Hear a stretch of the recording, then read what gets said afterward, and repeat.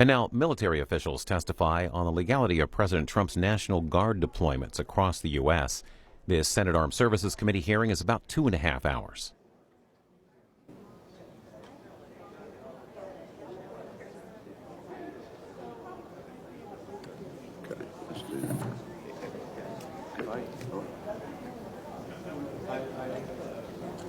You bet.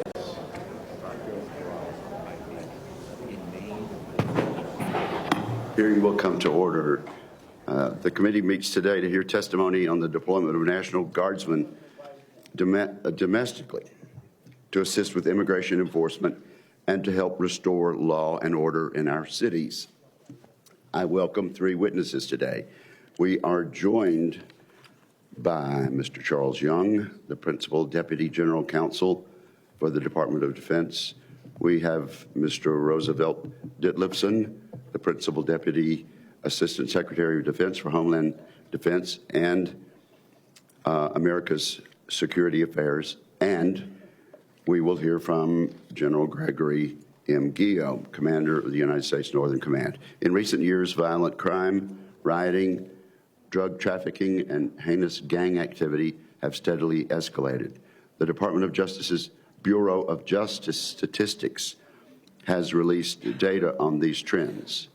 According to the Bureau's National Crime Victimization Survey, the rate of violent crime in urban areas increased by 61% from 2019 to 2024, 61%.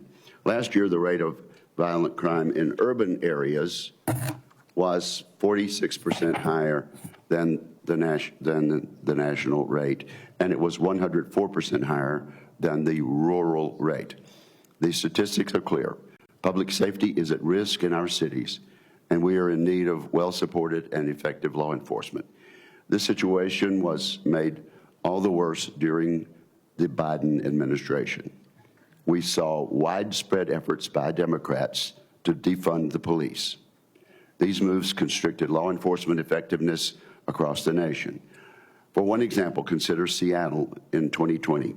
Hundreds of violent protesters took over several downtown blocks.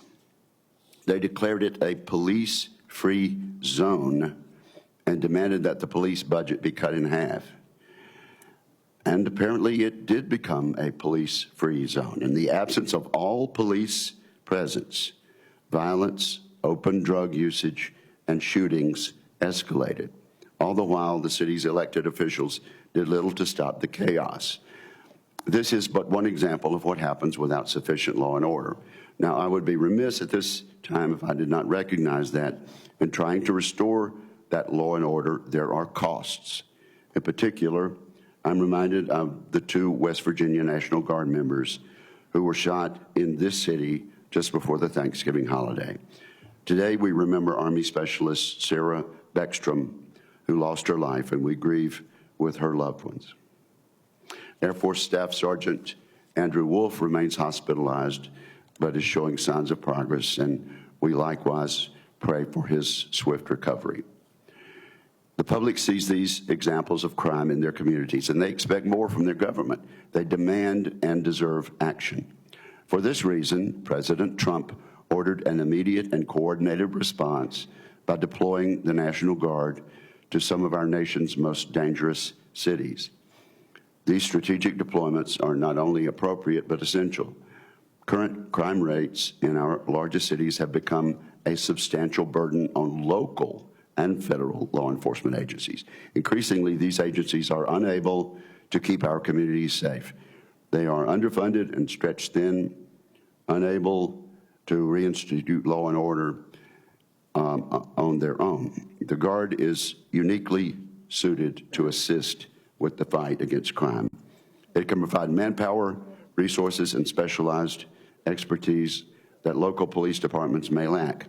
Additionally, National Guard units are trained for rapid deployment. They're versatile, able to handle large-scale public safety operations and provide immediate relief to communities in need. In fact, the National Guard has a strong history of assisting in domestic law enforcement during times of national crisis.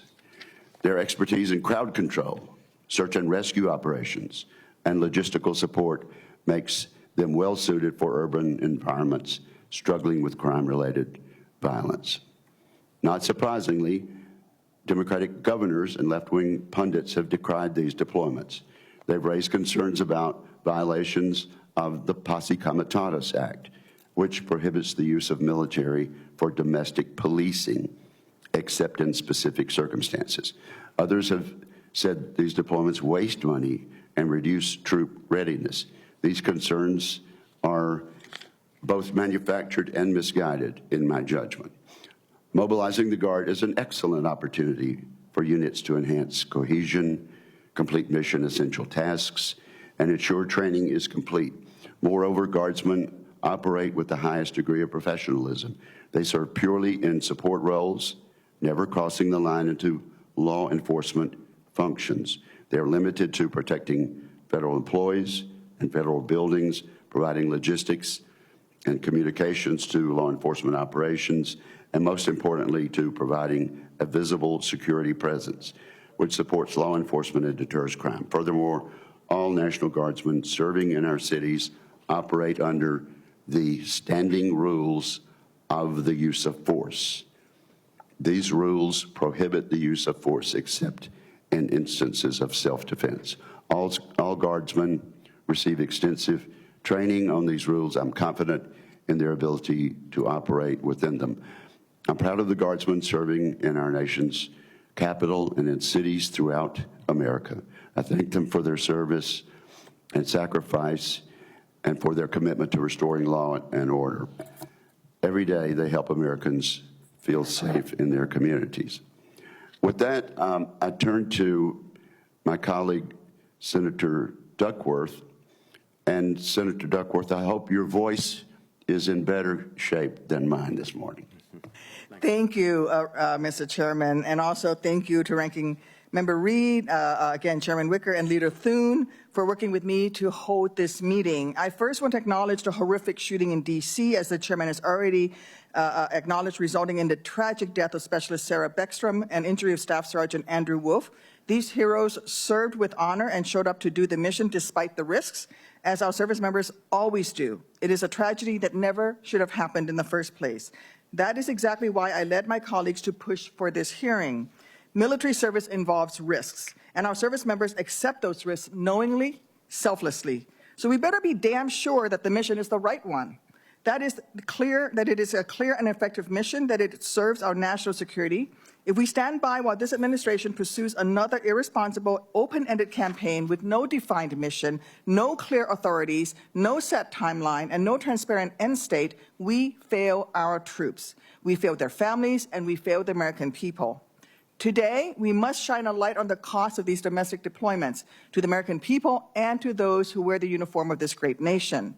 I look forward to getting answers about where this administration's crusade of misusing the military in American cities is going, and hearing how anyone can justify the damage it is doing to our service members, to civil rights, our public trust in the military, and our service members' ability to execute their critical war-fighting missions.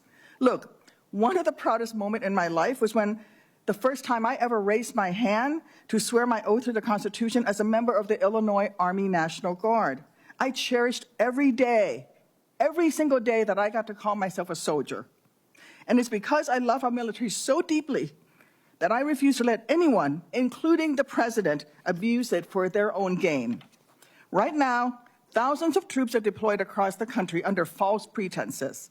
Here in D.C., the National Guard has been performing missions that don't help with their military training, like spreading mulch and picking up trash, but that, as we have sadly seen, nonetheless carry risk for our service members. Let me be clear, safety in our community is paramount, but these deployments do not make our streets safer.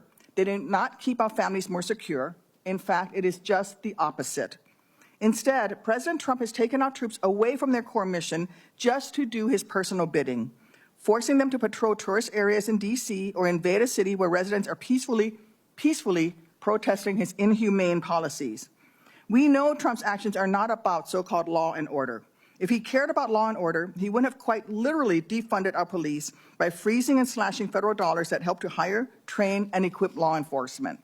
If this administration cared about law and order, it would not be ignoring the growing number of judges including those appointed by Trump himself, who've deemed these deployments illegal. In Illinois, a judge from the Northern District found that DHS's account of the situation on the ground, and I quote, was simply unreliable, end quote. The U.S. Court of Appeals for the Seventh Circuit, in a 3-judge panel that featured 2 Republican-appointed judges, including a Trump appointee, upheld this view that, and I quote, the facts do not justify the president's action, end quote. These judges went further, explaining that political opposition is not rebellion, and reaffirming that First Amendment activity in Illinois is not the sort of threat that would justify a military deployment. Similarly, another Trump-appointed federal judge, this time in Oregon, wrote that the administration had no credible evidence that the protests had gotten out of control and that the president's basis for deploying the Guard was untethered to the facts. Our troops deserve to know why they are being asked to do such legally unprecedented and deeply unpopular things on American soil. And make no mistake, this is deeply unpopular. Most Americans don't want this. Poll after poll has found that a majority of Americans oppose deploying troops for missions that should be handled by law enforcement. This all raises a core question for our hearing today. Why is this administration so focused on turning our military against Americans here at home? Our military's #1 priority must be readiness. We face real growing threats from China, Russia, Iran, and more bad actors on a global stage. The Department of Defense needs to be laser focused on preparing our troops to defend America's interests abroad, not performing tasks that are meant to be done by civilian law enforcement here at home.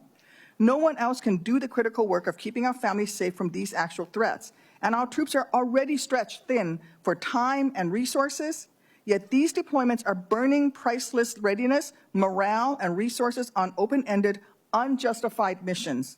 So far, this administration is estimated to have spent over $341.3 million on the deployments to Illinois, LA, Oregon, DC, and Memphis alone, not including the cost of thousands of troops along the border.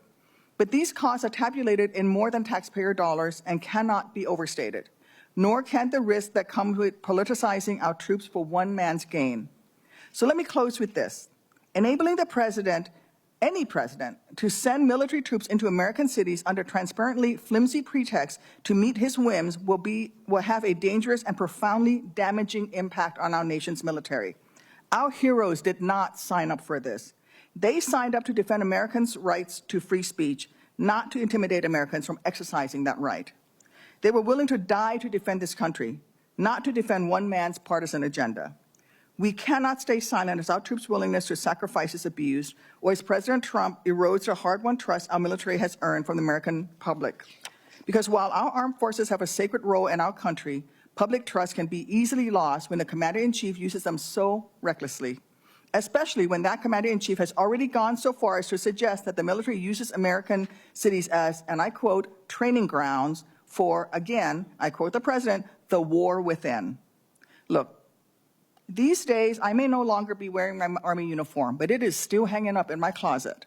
But as a senator and as a member of this committee, my core mission remains the same as when I was in the National Guard, to keep America as strong and as safe as she should be.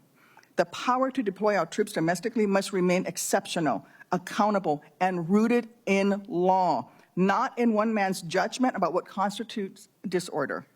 That's why I'm here today. That's why I'm so outraged. That is why I am so determined to make sure that, for the sake of our troops, we get some answers today. Thank you. Thank you, Mr. Chairman. Thank you, Senator Duckworth. Let me observe that my Air Force uniform is also hanging up in my closet, but there's no way I could get into it at this point. Let me just mention for the purposes of our audience that these 3 witnesses were chosen by the leadership of this committee by consensus, and we welcome them here today.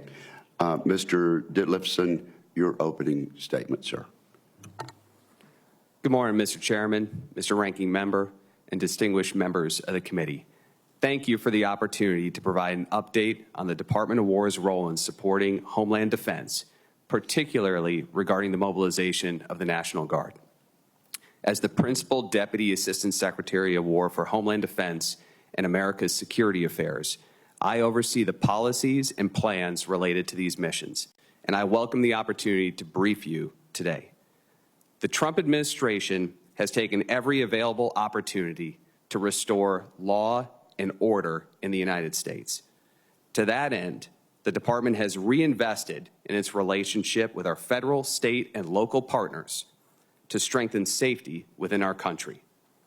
Americans must know that they can walk home at night, that they can take their children to the playground, that they can exist without fear of being attacked. President Trump promised law and order, and through his fearless leadership, he is delivering. Promises made, promises kept. The Department of War, and specifically the National Guard, plays a crucial role in responding to a variety of domestic challenges, from protecting federal facilities and personnel to supporting law enforcement and disaster relief efforts. The importance of the National Guard in this mission comes straight from the top. Secretary Hegseth, a decorated former member of the D.C. National Guard, is ardent and steadfast in the critical role the National Guard plays in supporting law enforcement and keeping the American people safe. Our efforts are guided by a comprehensive legal and policy framework undergirded, most importantly, by the Constitution of the United States. We prioritize strict adherence to legal parameters in all of our activities while faithfully executing the President and Secretary's direction. To do otherwise would jeopardize good order and discipline and would be dangerous and irresponsible.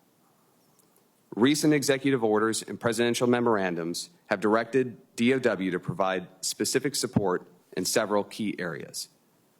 Currently, the National Guard is deployed in several states under both Title 10 and Title 32 authorities, providing support for a diverse set of missions, including federal protection missions in California, Illinois, and Oregon, support to federal law enforcement in Tennessee, and restoring law and order in our nation's capital. We are committed to ensuring that all National Guard personnel are properly trained and equipped for these missions. Every single service member undergoes specialized training before being entrusted with the duty to protect American citizens. We emphasize de-escalation techniques, respect for civil liberties, and adherence to the rules for the use of force. We also work closely with state governments and other federal agencies to ensure a coordinated and effective response to domestic challenges. The Department of War understands the concerns surrounding the use of National Guard in domestic operations. We are committed to transparency and accountability in all of our activities. We strive to balance readiness for both domestic and overseas missions, adapting our training and resourcing to meet evolving needs. My office is committed to ensuring that these resources are used effectively and responsibly, as we have throughout President Trump's time in office. Thank you for this opportunity. I look forward to answering the committee's questions. Thank you, Mr. Ditlevson. Mr. Young, you're recognized for your opening statement. Chairman Wicker, Ranking Member Reed, and distinguished members of this committee, good morning. Thank you for the opportunity to appear before you today on the important topic of National Guard mobilizations. The overarching concern in all of our National Guard deployments is to ensure that our communities remain safe places where our citizens can enjoy their constitutionally protected rights in peace, and where federal officers can perform their valid federal functions without fear of being physically harmed. When the Department of War receives a presidential mobilization order, Supreme Court precedents requires that we presume that he exercised his statutory and constitutional authorities as the Commander-in-Chief in a manner consistent with the law. These lawful orders, given in exigent circumstances, requires the Department of War to rapidly muster a response to prevent loss of life, of limb, and property in emergency situations. The Department issues carefully tailored guidance to commanders and mobilized National Guard personnel, focusing their mission on the protection of federal functions, personnel, and property. In doing so, the Department has operated well within the law established by longstanding Supreme Court precedent and longstanding Department of Justice legal opinions. The Department of War has also received, evaluated, and responded to numerous requests for assistance from the Department of Homeland Security and the Department of Justice under well-established statutory frameworks for assisting other federal agencies in performing their federal functions and assisting state and local law enforcement authorities. The dedicated women of our National Guard have selflessly stepped forward to heed the call of duty and have served our nation with distinction. From all reports, they are well received by the citizens they serve and have comported themselves in an exemplary manner. As a result of their service, our communities are safer. Our federal law enforcement officers can more safely perform their legal functions, and obstructions to the proper execution of federal laws are being removed. I look forward to answering your questions. Well, thank you very, very much. And now, General Guillot, you are welcome here and recognized for your opening statement. Good morning. Thank you, Chairman Wicker, Ranking Member Reed, and the distinguished members of the committee. I thank you for the opportunity to appear today alongside Mr. Ditlevson and Mr. Young regarding the deployments of the National Guard in Title X status within the United States. I'd like to start by acknowledging the essential role of the Army and Air National Guard teammates play in defending the homeland every day. Right now, Guardsmen under the command and control of NORAD and U.S. NORTHCOM are defending against ballistic missile threats, protecting national airspace, supporting federal law enforcement, and helping seal and repel illegal activity at the southern border. In fact, there isn't a single NORAD or U.S. NORTHCOM mission that doesn't rely on our National Guard teammates.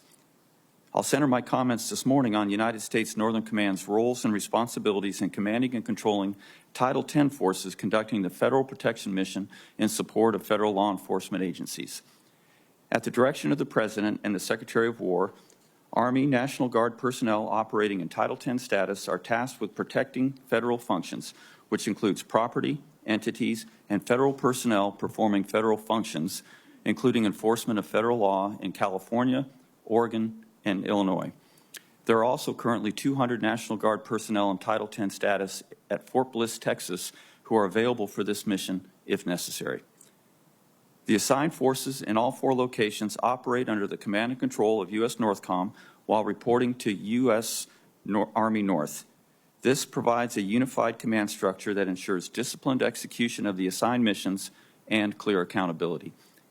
Accountability and adherence to all applicable laws and policies are critical, and U.S. NORTHCOM will continue to comply with all laws, regulations, and applicable court orders. In adherence with federal court rulings, personnel in Oregon and Illinois remain federalized on Title X status, but are not executing the Federal Protection Operational Mission. Meanwhile, 100 service members in California in Title X status are executing the Federal Protection Mission in accordance with a stay issued by the Ninth Circuit as litigation continues to progress. NORTHCOM is in coordination with the Department regarding the order issued yesterday by the District Court in California. From the outset, I've directed that every service member participating in federal protection missions be thoroughly trained on their authorities and limitations. It is essential that everyone involved in this mission understands precisely what they are authorized to do, but perhaps more importantly, what they are authorized not to do. To be clear, Title X forces are prohibited from conducting traditional law enforcement activities, including arrest, seizure, search, or evidence collection in connection with the enforcement of laws. Their mission is to take reasonable measures to protect the destruction or defacement of federal government property, including preventing civilians from attacking federal facilities, stopping ongoing interference with federal functions by civilians, or preventing civilians with a demonstrated intent to interfere with the federal functions from such interference. The mission also includes protecting federal personnel from harm or threat of death or bodily injury. As such, service members may temporarily restrain civilians, conduct cursory searches, or take other similar measures to ensure safety of the persons on the property. To date, only 1 civilian has been temporarily detained by military personnel. That occurred on June 13th when, despite verbal warnings, an individual crossed a clearly marked boundary surrounding the Wilshire Federal Building in Los Angeles. In accordance with applicable law and policies, that individual was only detained until they could be handed over to proper law enforcement personnel. Title X forces are present to protect federal property and federal personnel in the execution of their responsibility to enforce federal law, not to replace them. Local, state, and federal law enforcement remain fully responsible for public safety and policing, while the objectives of the military professionals performing this mission are safety and continuity of the federal functions, and if necessary, de-escalation, not confrontation. I met a young Marine in Los Angeles this summer, and when I asked him to describe his assigned mission, he told me that it was to ensure that the American citizens exercising their right to peaceful assembly and protest were able to do so safely. I think that sums up both the mission and the professionalism of the service members assigned to this mission very well.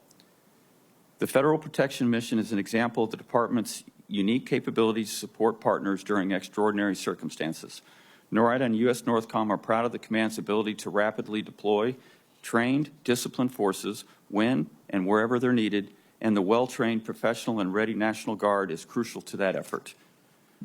Again, I would like to thank the committee for the opportunity to speak today, and I look forward to your questions. Thank you very much, General, and I think I'll start with you.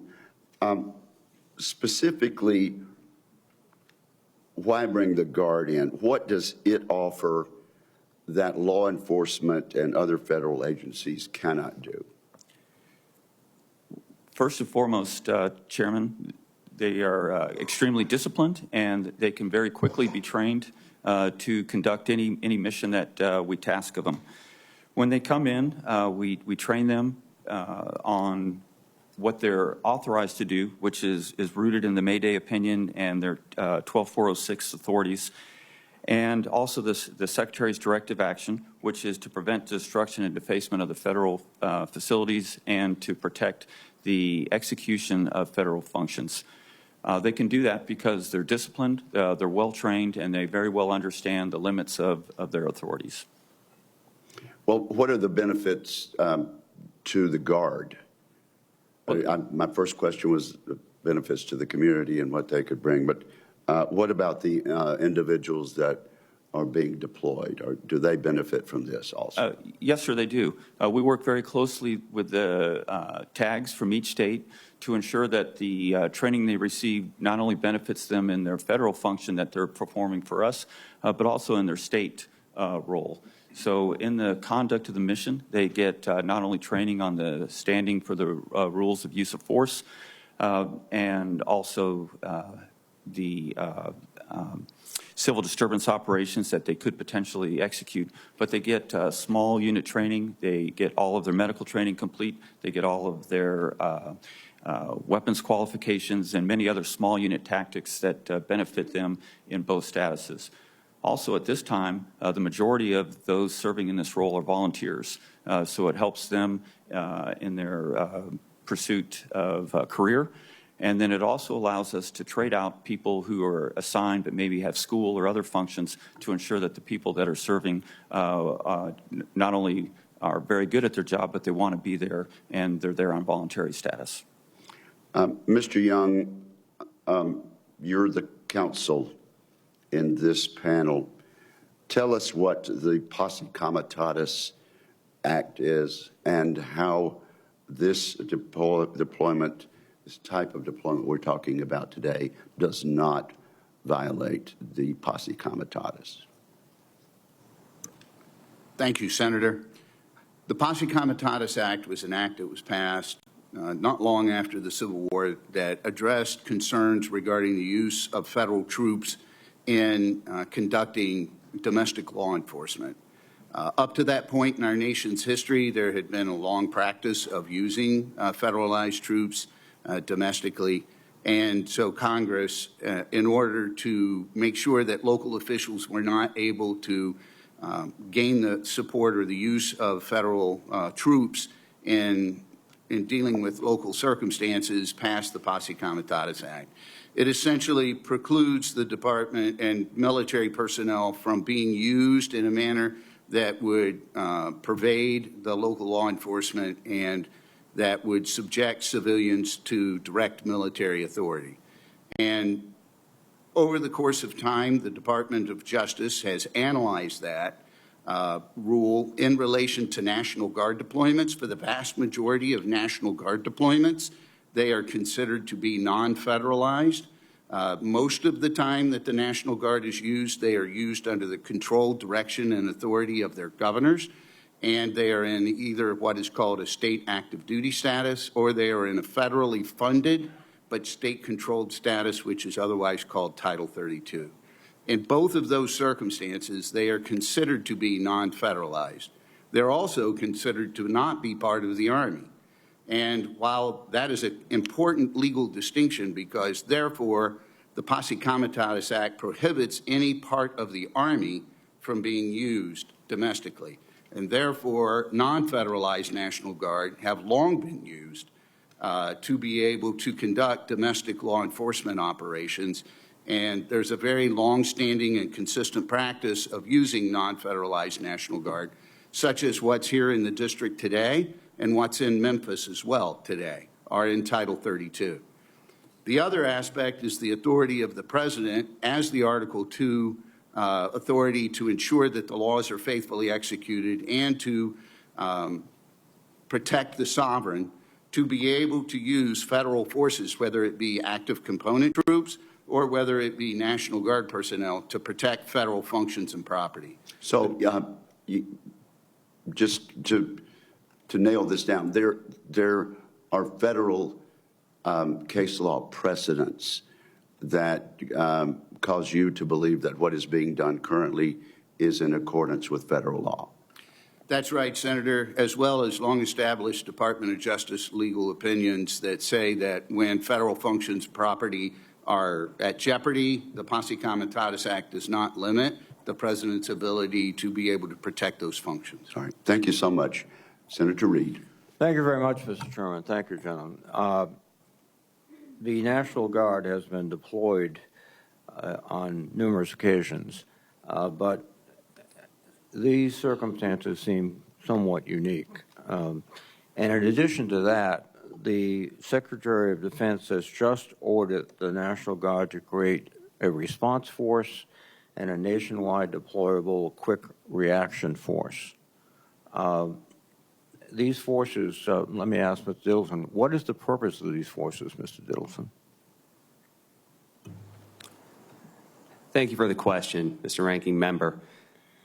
These two situations, the National Guard Response Force and the National Guard Quick Response Force, are already pre-existing functions that are being reorganized and re-equipped to a higher level and modernized to be able to serve their functions better. So these are already existing capabilities within the National Guard, and we're just changing the manner in which they are task organized to be more effective. So there's no change in mission? There's no change in mission, that's correct. So they have to respect the Posse Comitatus Act and not become enforcers of domestic law? If they are employed in Title 10 status, that is correct, sir. And Title 32 status would require the concurrence of the governor or not? That is correct. Okay. There is when this program was rolled out, Mr. Young, there was a suggestion that one of its main purposes is deterrence, which touches upon a basic right of Americans to come together peacefully and demonstrate in cities and towns across the country. But this deterrence effect, one could argue, could inhibit or is designed effectively to inhibit those assemblies. Would that be constitutional? Mr. Ranking Member, thank you for the question. I think the presence of National Guard personnel at federal locations is designed to protect those federal property and functions from violence, from the threat of burning a building, of officers being harmed in the execution of their functions, or the impedance of those federal functions. Those functions do not impede in any way or deter people from exercising a valid constitutional right to protest. Obviously, people have protested throughout the history and course of our country in many ways. When they go beyond what is a legal protest and cross the line into violence against federal officials in the execution of that protest, the design for the deployment of these National Guard personnel is to simply protect the federal functions and the personnel that are being harmed. So you would concur with Judge Breyer in California federal courts who declared the actions of National Guard and other military as unconstitutional.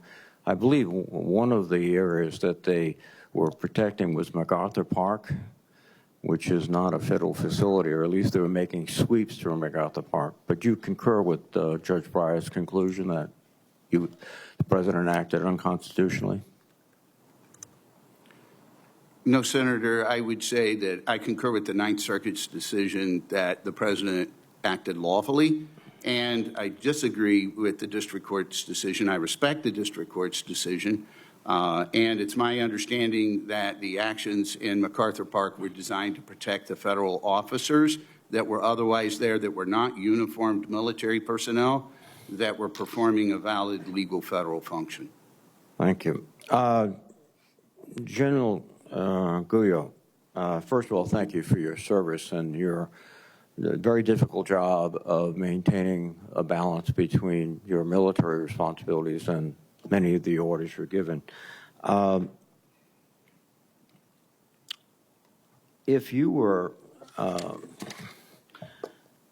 if the president declared an organization a terrorist organization or DTO, which is on a secret list, and you were ordered to attack them on U.S. soil, would you carry out that order?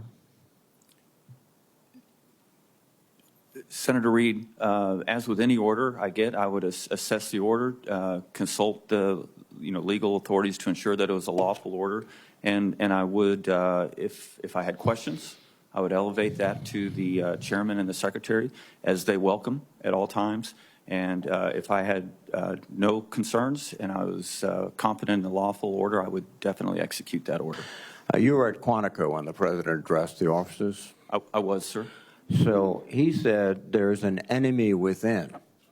And he also said that to these officers, you included, you're going to be a major part for some of the people in this room. That's a war, too. It's a war from within. The president essentially indicated that you should be prepared to conduct military operations in the United States against this enemy within. Are you doing that? Sir, I've not been tasked to do anything that reflects what you just said. Do you have any indication of who this enemy within is? Sir, I do not have any indications of an enemy within. We maintain readiness to execute the orders, both to defend the homeland in many ways, but I have not been tasked in that way. Well, I would assume that the enemy within does not include the thousands of people who attacked the Capitol and were later pardoned by President Trump. So it must be some other group of Americans. Thank you. Senator Cotton. General Gio, you've been on the job since last year. Have you received any illegal orders this year? Senator, I've never received any illegal orders throughout my career. Never once in your entire career? I have never. You've been around for a while, haven't you? Yes, sir, I have. Okay. Mr. Young, I'll just continue down that order. I mean, you have lawyers to make sure that people act lawfully.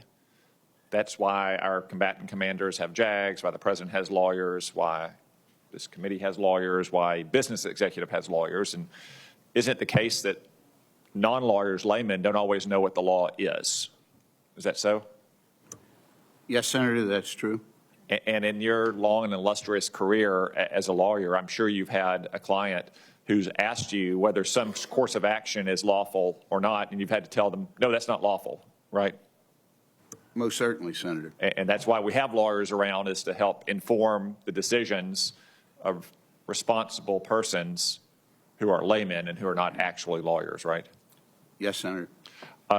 Is there a presumption of lawfulness of orders in the military? Yes, sir. There is a presumption of lawfulness, not only in the Uniform Code of Military Justice, but the Supreme Court precedents that's long established, going back more than 150 years, says that whenever a statutory authority is given to the president, that it's presumed that he is acting in accordance with that law, and longstanding Supreme Court precedent that deals with the necessity for a valid presumption of lawfulness in an order that's issued by the president. Okay, thank you. Let's turn to some other basic questions of constitutional law. I know that you're familiar with them from your time in the department. Does the president, not just this president, but does any president have the constitutional authority to federalize the National Guard to protect innocent life and property? Senator, the answer to that is in the Constitution, the states relegated their authority to Congress to be able to call forth the militia in times of exigent circumstances. Congress, in turn, granted that authority to the president through federal statute, which remains in effect today and is the basis for these current deployments. And that authority extends even to states that refuse to mobilize their National Guard or where governors oppose the president executing that constitutional authority. Is that right? That's certainly true, sir. We have, in the course of history, been in circumstances where the president's had to mobilize National Guard over the objection of a governor. Okay. Can you cite any specific precedent of that? Yes, Senator Cotton, Little Rock, Arkansas. I thought you might say that. Yes, sir. Yeah, it's a very regrettable moment in our state's history when our Democratic governor mobilized the National Guard specifically to obstruct an order to desegregate Little Rock Central High School in 1957, which then forced President Eisenhower to immediately federalize the Guard to ensure those students could actually go to school in accordance with that order. I think I'll just leave it there and say thank you all for your testimony and for your service. And I want to join my colleagues in expressing prayers on behalf of all Arkansans for Specialist Sarah Beckstrom's family and for the continued rapid recovery of Sergeant Andrew Wolfe, and support and prayers for all of our Guardsmen, whether they're mobilized right now across the country or somewhere around the world, to include the Arkansas National Guard, who just got here to Washington, D.C. and got out on patrol. So thank you all. Thank you, Senator Cotton. Senator Hirono. Thank you, Mr. Chairman. I would like to also convey my immense respect for the men and women who serve in the National Guard, and of course, particularly the two brave soldiers who were shot prior to Thanksgiving, one of whom having since tragically passed away. Today's hearing asks a simple but profound question. What kind of country are we becoming? In August, referring to domestic military deployment, the president said, quote, "Not that I don't have the right to do anything I want to do, I'm the president." Quote, in September, he doubled down, admitting he wants to use American cities as, quote, training grounds, end quote, for the military, telling military leaders to, quote, handle the, quote, enemy from within, before it gets out of control. So we have a president who does not believe that the rule of law applies to him. We have a president who believes that whatever he does and says is lawful. That's why whenever we have witnesses saying that they abide by lawful orders of the president, it makes me question what you think is lawful, because you all believe with the president that whatever he says and does is lawful.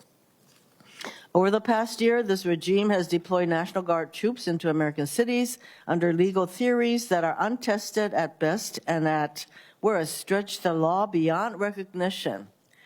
They have used vague claims of rebellion and chaos to justify putting soldiers with rifles and military vehicles onto our streets, even as crime in many of these cities has actually fallen. Now, this is a regime that does not use facts as the basis for their decisions.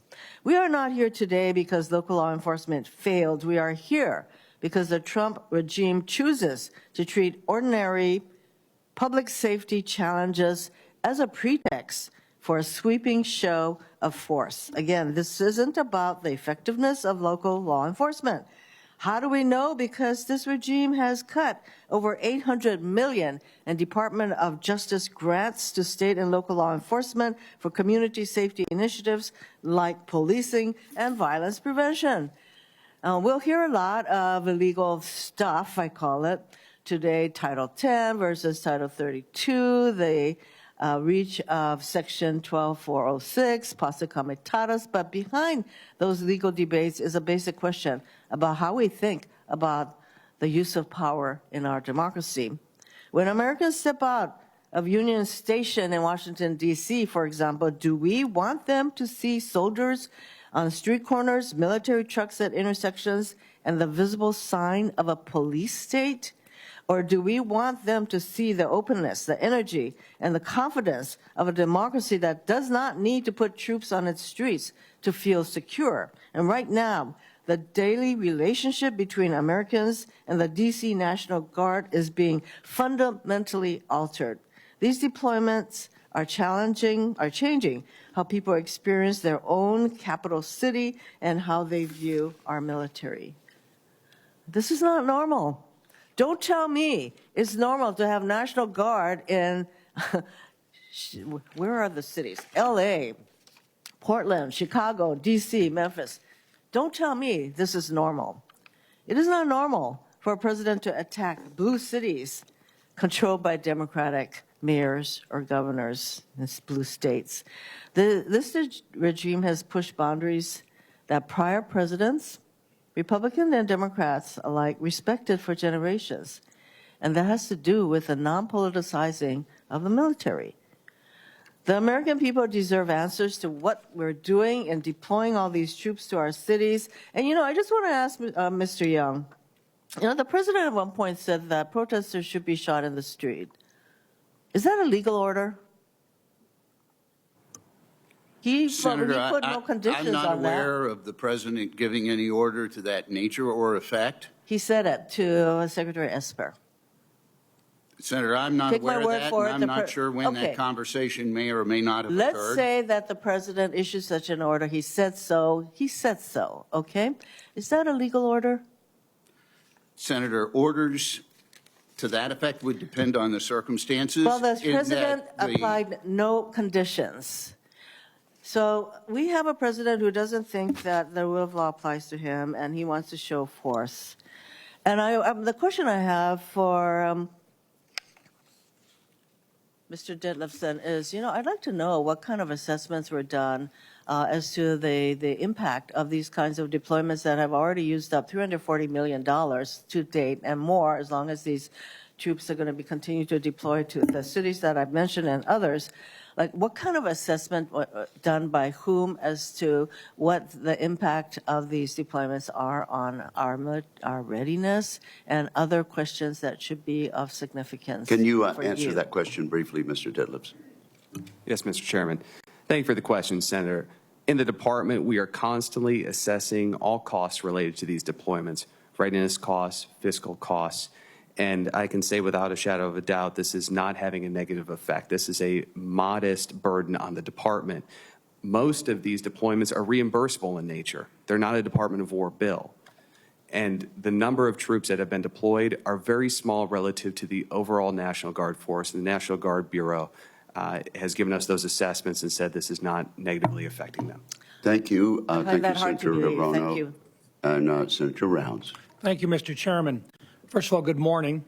I thank you for taking the time to participate in this, and I recognize that as the committee has asked, we brought you in here because we want to learn as much as possible and share that with the American public. I'd also like to take this time to, as my other colleagues have done, to recognize the Guardsmen who are keeping our capital city safe, especially the two West Virginians who were so viciously attacked last month.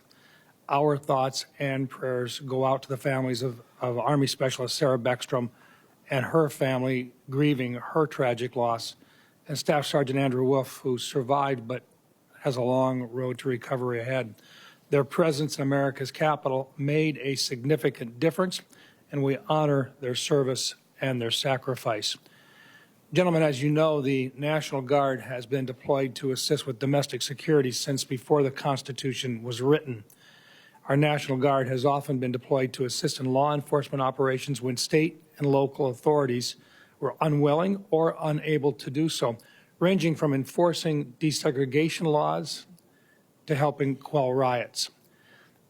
Based on your analysis of historical deployments of the National Guard, do these deployments initiated by the current administration deviate in any material way from the domestic National Guard deployments initiated by previous administrations. And I'm going to start with Mr. Young.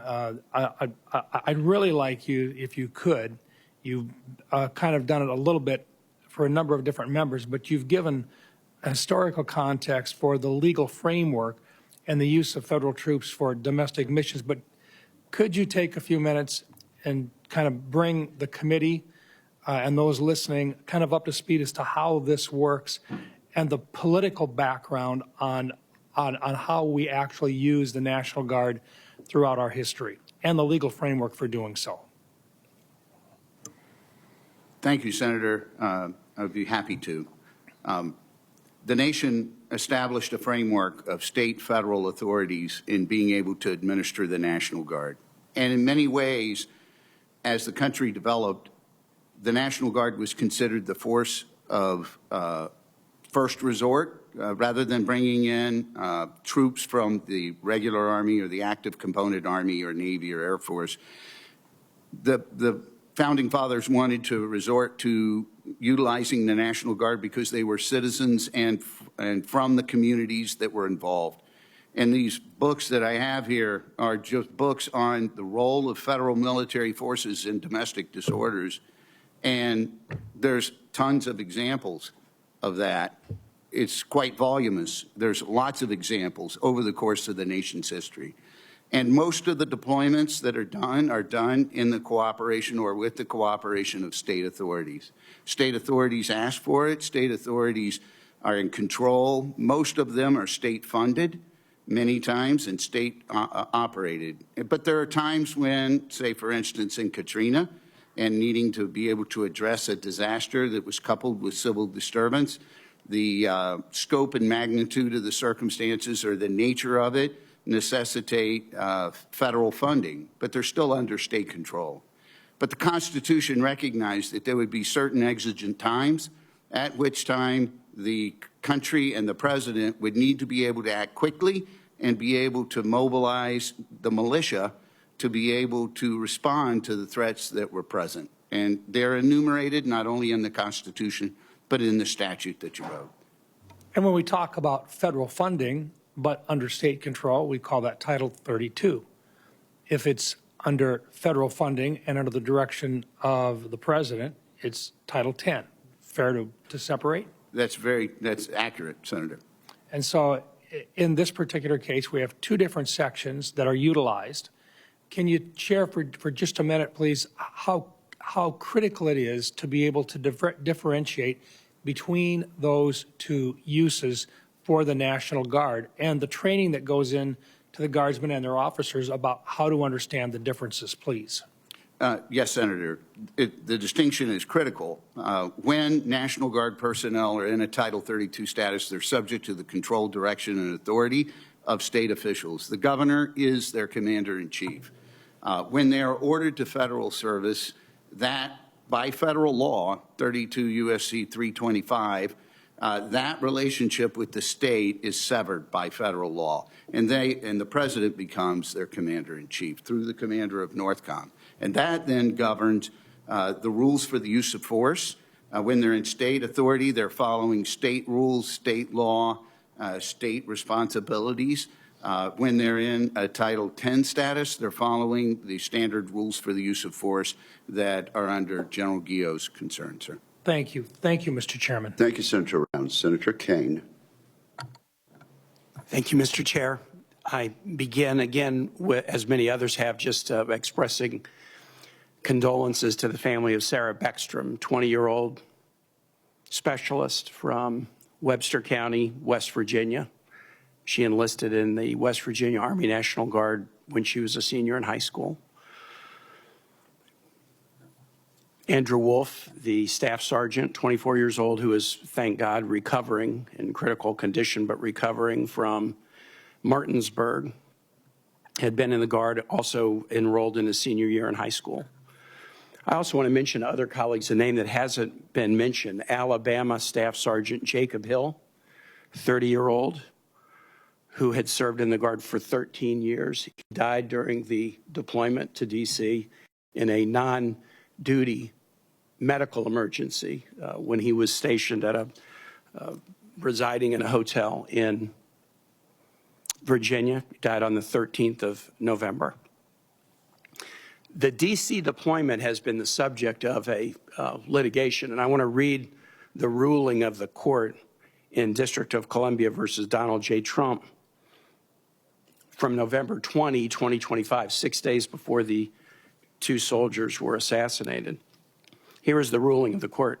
First, the DOD defendants have exceeded the bounds of their authority under Title 49 of the D.C. Code and thus acted contrary to law in deploying the D.C. National Guard for non-military crime deterrence missions in the absence of a request from the city's civil authorities.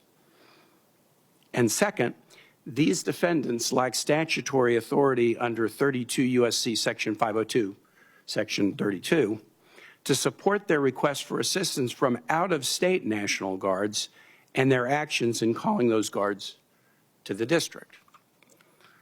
The court ruled that the D.C. Guard couldn't be used for garden variety law enforcement activities without a request by the mayor, and the out-of-state guards could not be summoned here. That violated the defendant's legal responsibilities and exceeded it. The administration is appealing that order. That order came down 6 days before the assassination of these troops. The administration is appealing, as is their right. But I just want to say to the families, what we owe to you is a vigorous prosecution to the full extent of the law of the criminal who assassinated these two individuals, killing one and badly wounding the others, and badly wounding Staff Sergeant Wolfe. But if this legal order is upheld, and these were unlawful missions, these individuals shouldn't have been here. They should have been celebrating Thanksgiving with their families at home rather than patrolling near Farragut Square in Washington. And if those legal orders are withheld, there's something additionally we owe these families in addition to the prosecution of the assassin. The civil officials responsible for an unlawful deployment will owe these families a deep, deep apology for the losses that they have suffered. The prosecution of the assassin is important, but responsibility and acceptance of responsibility from civil servants issuing illegal orders is also important. It's deeply important. I would encourage my colleagues to read this 61-page order that was issued. I think it's quite persuasive. We'll see how it stands up on appeal. But I had the deep feeling on the day that the sad news broke about the shooting that the two West Virginians should have been home with their families celebrating Thanksgiving that day rather than here on a mission of questionable legality. General Gue, I want to ask you a question in my remaining seconds. You talked about the training that Guard members receive. What training do Guard members receive when they're deployed in these missions about dealing with folks who present with mental health issues? Local law enforcement receive very significant training on this topic. I wonder what training our National Guard members receive on this topic. Senator, those that are deployed in Title 10 status receive two primary types of training before they're allowed to go on mission. The first is on the standing rules for the use of force to ensure that at first they learn how to de-escalate and then use any force as a last resort, but first non-deadly force before deadly force only when all lesser means have been attempted and failed and they're protecting themselves or the fellows. I'm now over time, but is in either the two kinds of training that you were describing, yes, sir, do these Guard members receive the critical training about dealing with folks with mental health instances? I spoke with Mayor Bowser the other day, and she talked about the fact that the Metro PD all receive significant mental health training because a significant percentage of the instances where they're interacting with folks who might be a danger to themselves or others are driven by mental health issues. It was her impression, and mine as a former mayor and governor, that that's not the kind of training that our National Guard members receive. What is the answer to that, General? Senator and Chairman, the answer is they do not receive specific training in that regard. Thank you. Senator Scott. All right. Thank you, Chairman. Thank each of you for being here and your decades of service to our country and our war fighters. I want to start today by recognizing Specialist Sarah Beckstrom, Staff Sergeant Andrew Wolfe, two heroes who were tragically attacked by a monster keeping our nation's capital safe. I also want to ask every American to keep Specialist Beckstrom family in their prayers as they deal with the pain of losing a child. As a parent and a grandparent, I can't imagine what that's like. And of course, all of our prayers go for a full recovery for Staff Sergeant Wolfe. These are two heroes, like all of our National Guardsmen, volunteered to keep our country safe and stepped up to clean up Democrat-run cities all around the country that were running rampant with soaring crime and lawlessness. We've seen record low crime in real results as people are finally comfortable living in their own homes again in places like Chicago, Memphis, and our nation's capital. Families in my state are finally comfortable coming to Washington, D.C. again because they feel safe. For each of you, can you just give me an example of how some of the work the Guard's done and what you're most proud of? Starting with you, General. Senator, I'm proud of all of the Guard forces that have come under Title X command and control.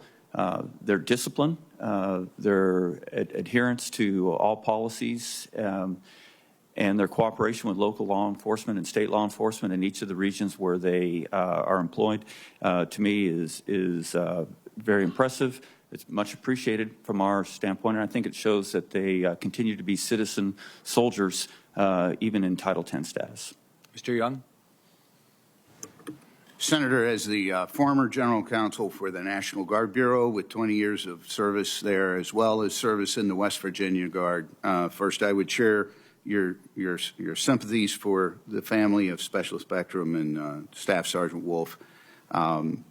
I would say that I've seen the National Guard in my time, in my 20 years, having advised on National Guard issues, do exceptional things, everything from domestic emergency response and making sure our communities are safe to helping us execute Operation Midnight Hammer in a way that really could not have been done without a total team effort. And so the National Guard is always ready, it is always there, and every member of the National Guard that I've served with are exceptional professionals who are able and willing and ready to accomplish the mission whenever it presents.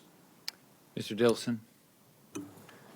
Senator, it's an excellent question, and I'm most impressed with situations where governors have stepped up and taken the federal government's offer of doing Title 32 activations because of how they can help local law enforcement. The data speaks for itself. Serious crime rates in Memphis, for example, are down over 45% year to date, and I believe that's a direct reflection of the National Guardsmen at work there. There are similar numbers in D.C., and we're incredibly grateful to the over 10 states that have sent National Guardsmen to the city, including the D.C. National Guard, who are doing that great work. The results are impressive and speak for themselves. Thank each of you. President Trump is clearly doing the right thing. He's focused on keeping our country safe, keeping our cities safe, and I'm very thankful that he's been willing to do this to make it safe for people to travel this country. Thank you. Thank you. Thank you very much, Senator King. A large standing army in time of peace has ever been considered dangerous to the liberties of a country. George Washington. The founders of this country understood the dangers of a military presence within our borders. James Madison, a standing military force with an overgrown executive. That sounds familiar, doesn't it? An overgrown executive will not long be safe companions to liberty. Again, Madison at the Constitutional Convention, the means of defense against foreign danger have always been the instruments of tyranny at home. Do you have a mock-up at home? Patrick Henry, a standing army we shall have also to execute the execrable commands of tyranny. Finally, Samuel Adams, a standing army, if it shall be established, will undoubtedly be permanent, and the people will become slaves. I want to sort of broaden this discussion from the specific to the more general. What concerns me about the cases we're talking about today is the normalization of deploying the military domestically. We've got laws about it, and you guys can thread the needle and talk about how this or that deployment is okay or not okay. But the idea of deploying federal troops into American cities, particularly against the wishes of the governor. Mr. Devilson, you said something that was borderline humorous. You said, we'll work closely with state and local governments. That didn't happen in Illinois or in California. So we're talking about a broader issue here that I think is extremely dangerous. And the reason it's particularly dangerous in the present moment is we have a president who has a very low bar as to what constitutes an emergency. I live in Maine, on the border of Canada. There is no emergency with Canada. And yet this president declared an emergency in order to impose tariffs on Canada, which is wrecking their economy. So the idea that we are saying that the president has the power to, in his own mind, decide what an emergency is and then deploy troops into our cities, I think is exceedingly dangerous. And the people who founded this country thought so too. So I think we can talk about the legality of a particular deployment here or there, but the principle is what's so dangerous, and the founders of this country understood that, and in many, many ways. For example, in the Constitution, the Army, we're only allowed to fund the Army for 2 years. That was for a purpose, in order to limit the whole idea of a standing army. We now have a standing army. We have an all-volunteer army. And then we have this quick reaction force, which has essentially become a special army on behalf of the president. And I'm not necessarily, I mean, I do criticize this president for his low standard of what constitutes an emergency, but this is a dangerous precedent for any president. And that's what concerns me about this, gentlemen. And Mr. Young, you're familiar with the concepts and the principles of the Constitution. Speak to the more general question that I'm raising, not the specifics of Washington or Los Angeles, but the idea of the normalization of use of troops in our streets, I think is extremely dangerous, and the founders of our country would I think, agree. Thank you, Senator. I would just say that immediately after the passage of the Constitution, Congress passed a law that would delegate their authority to determine when the militia could be called forth, and they delegated that authority to the president. George Washington himself, whom you quoted, immediately put that to use.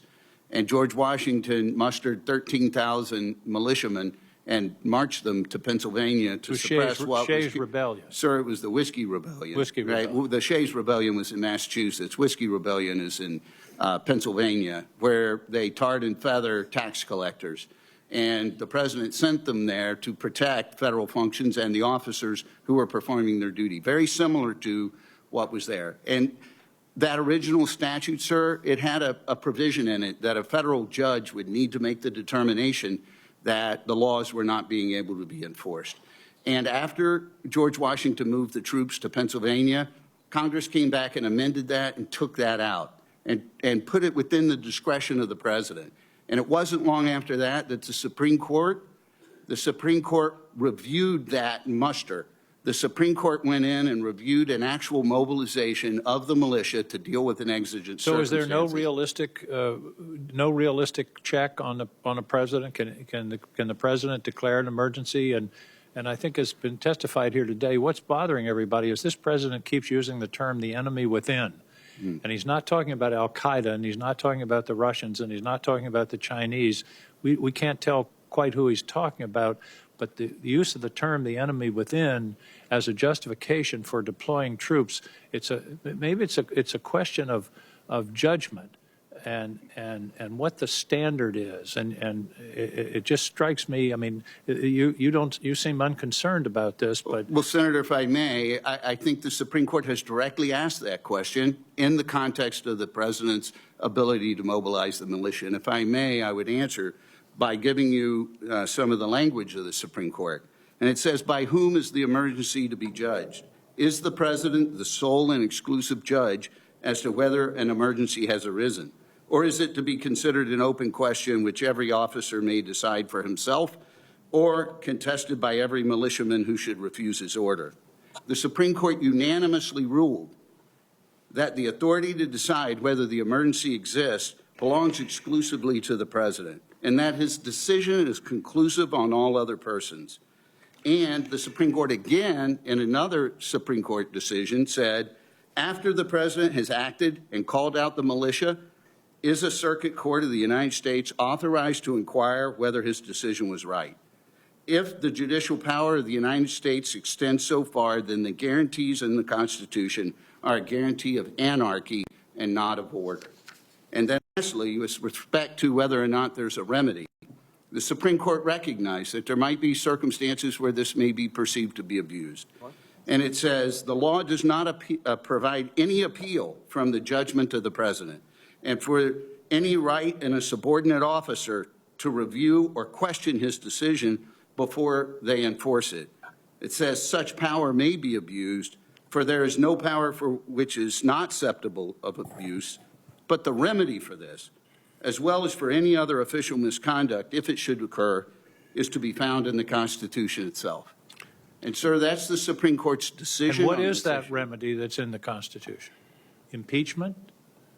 Elections? Elections. And I think one of the frequency of elections is one of the things in the Supreme Court decision of Mott, Martin v. Mott of 1847, is that is the one of the factors that the Supreme Court discussed as to a remedy when the people in this body may disagree with the president's determination that an exigency exists, sir.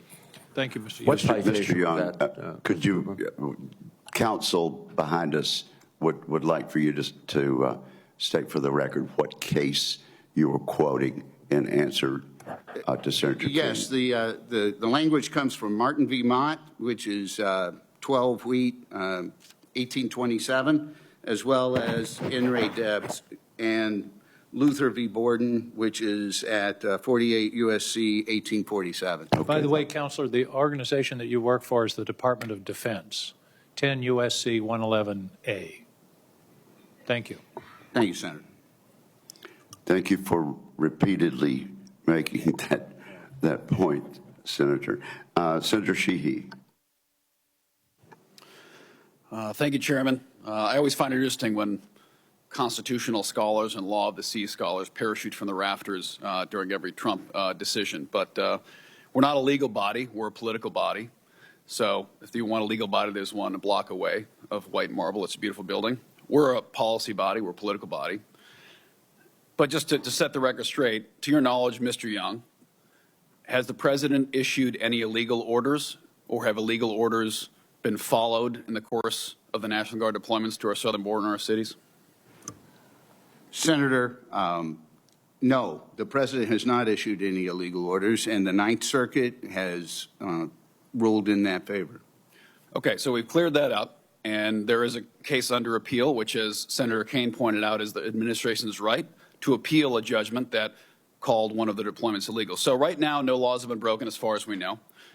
And General Guillot, as the commander of Northern Command, which consists of the entire continent, obviously the continental United States and Alaska included, we've been hearing about threats. We've been hearing about what constitutes an emergency and the president's authority to respond to such an emergency.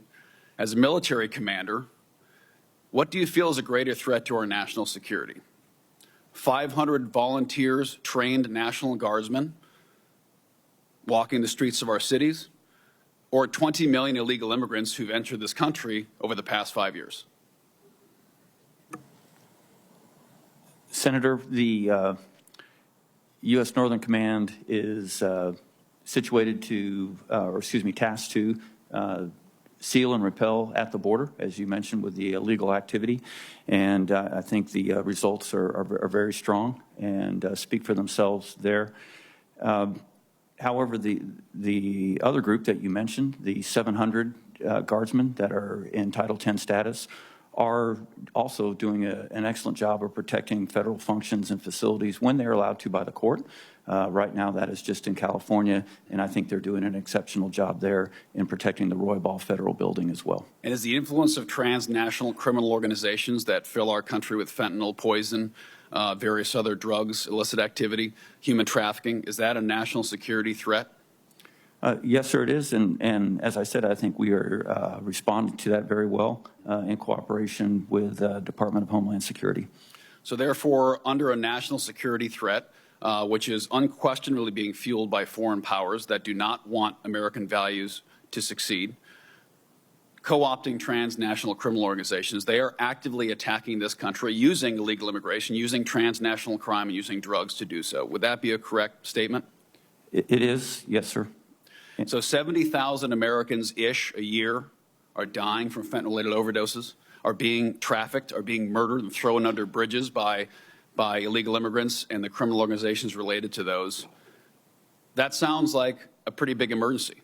You and I went to war for 20-plus years when 5,000 Americans were killed on and around 9/11. The number's much higher now as they've unfortunately died from mesothelioma and other sicknesses related to what happened on 9/11, our first responders and more. I think we're almost 7,000 now as those cancers have taken many lives. So we've settled the legal questions. What we're talking about is politics. What we're talking about is we're being told that 3 to 5 to 700, call the number whatever it is, honorable young Americans who've asked to join the military, raise their right hand, who are volunteering for these deployments, we're being told that them walking the streets, protecting Americans from being mugged, from being carjacked, like our congressmen are 2 blocks away from here, like one of my staffers was clubbed over the head a few months ago in the ICU, woke up, stripped of all valuables. Apparently, these guardsmen on our street are a greater threat to this nation than the tens of millions of illegal immigrants that were welcomed to this country in the Biden administration. The Biden administration selectively opened our border. It was a choice. They made the choice to do that. It wasn't an accident. It was a decision that they made. And the Venezuelan boat drivers who want to bring poison to this country, they made a choice to get in that boat and drive it here. And we are making the choice, the American people made the choice last year that they're sick of it. They're tired of it, and they want an end to put to this disgusting policy that has led to the deaths of hundreds of thousands of Americans. So I think it's an absolute disgrace that we are impugning the integrity of our people in uniform, the integrity of this administration, and the will of the American people to live safely on their own streets. The Constitution says life, liberty, and the pursuit of happiness. The American people have a right to expect their government will protect them from being murdered in the street. So I'm sick and tired of the constitutional lawyers parachuting out of the rafters every day when we are doing exactly what the American people asked us to do. If a legal order is given by the Supreme Court that this is wrong, I can promise you the administration will follow it. I hope they do, and I would expect them to. But thus far, a year into this administration, that hasn't happened, and the American people asked to be protected from these threats, and you're doing that. Thank you. Thank you, Senator Sheehy.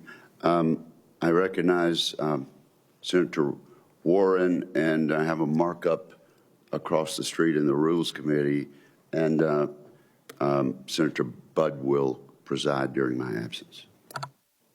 Thank you. Thank you, Mr. Chairman. I want to start by extending my condolences to the family of Specialist Sarah Beckstrom, who paid the ultimate sacrifice while deployed in D.C., and my thoughts are with Staff Sergeant Andrew Wolfe as he continues to fight for his life. And I want to make clear, nobody here is impugning the people who are on the streets. No one here is impugning the integrity of our National Guard. We're just asking about how they got put there by people in leadership positions. It's been 6 months since President Trump and Secretary Hegseth deployed the National Guard onto American streets. The investigation that I just released with several senators on this committee found that DOD has footed the bill for more than $2 billion in support of the Department of Homeland Security and Immigration Enforcement.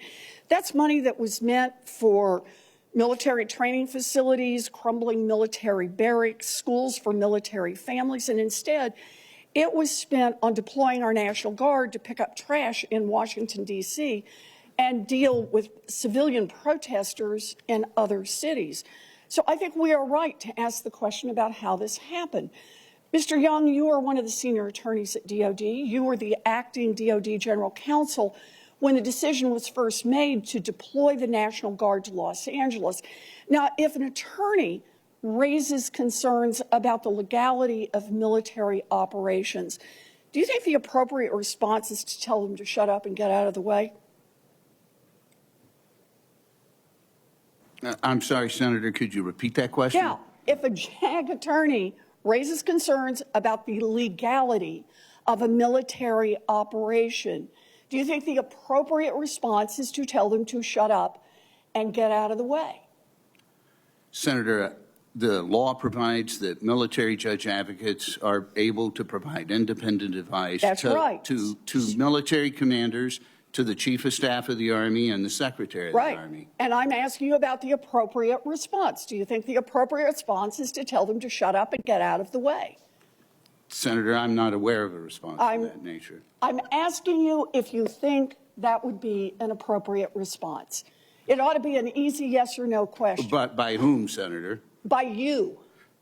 Senator, not that I'm aware of. There are disturbing reports that when the top uniformed attorney in the Army raised concerns about the legality of using National Guard soldiers and other DOD resources for immigration enforcement, you told him to stop meddling in state affairs, and then shortly after that, Secretary Hegseth fired the JAG officer with no explanation. Mr. Young, the report does not have a direct quote, but is it true that you said something along those lines? Senator, the context of that is that the officer was wanting to comment on whether the state, in a state capacity, could provide personnel who were in a state status, not in a federal military status, not part of the Army, to help assist. And so we have many missions, Senator, that are occurring on the border right now. We have 3,000 approximately National Guard personnel. So your answer is to confirm that report, and that is what you said. Is that right? That is not what I said. So you're saying you didn't say that? I did not say that. Well, I'm glad you said you didn't say it, because this is not the only report of JAG being sidelined by this administration. And I'm glad you think it might be inappropriate for JAG to be sidelined. More recently, the senior JAG at Southcom was reportedly overruled when he objected that the boat strikes near Venezuela are extrajudicial killings. Look, these deployments are not just legally questionable. They come at an extreme cost, and they come at the cost of mounting billions of dollars and at reports that it hurts troops' morale. In fact, the first Trump administration discontinued military support to DHS at the border and detention facilities, citing both the cost and the fact that our troops were demoralized by being put in that position. So I think it's exactly right that we are raising these questions, and whether or not JAG is receiving the appropriate opportunity to weigh in on illegal orders. If you say you didn't say it, then I trust what that means is you don't intend to say it, and you do not intend to sideline JAG when they raise questions about legality. Do I have that right, Mr. Young?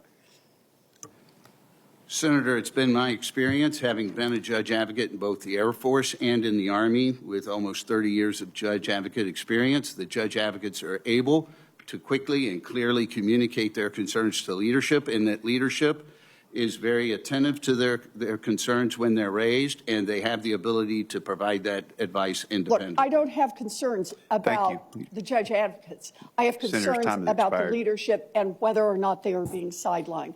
And I take it what you're saying is they should not be sidelined. It is important for our troops that they not be.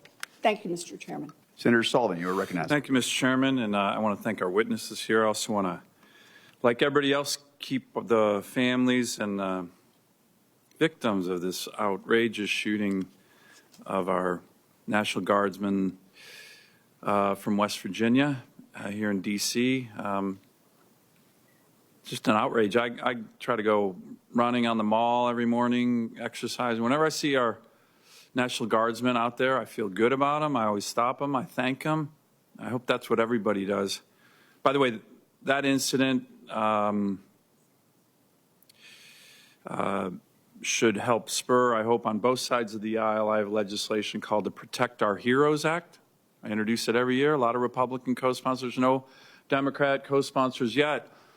It's a simple bill. It says if you try to purposely ambush and lure a first responder, law enforcement, National Guard, police, firefighter into a situation where you then attack them, kill them, that we will federalize that crime.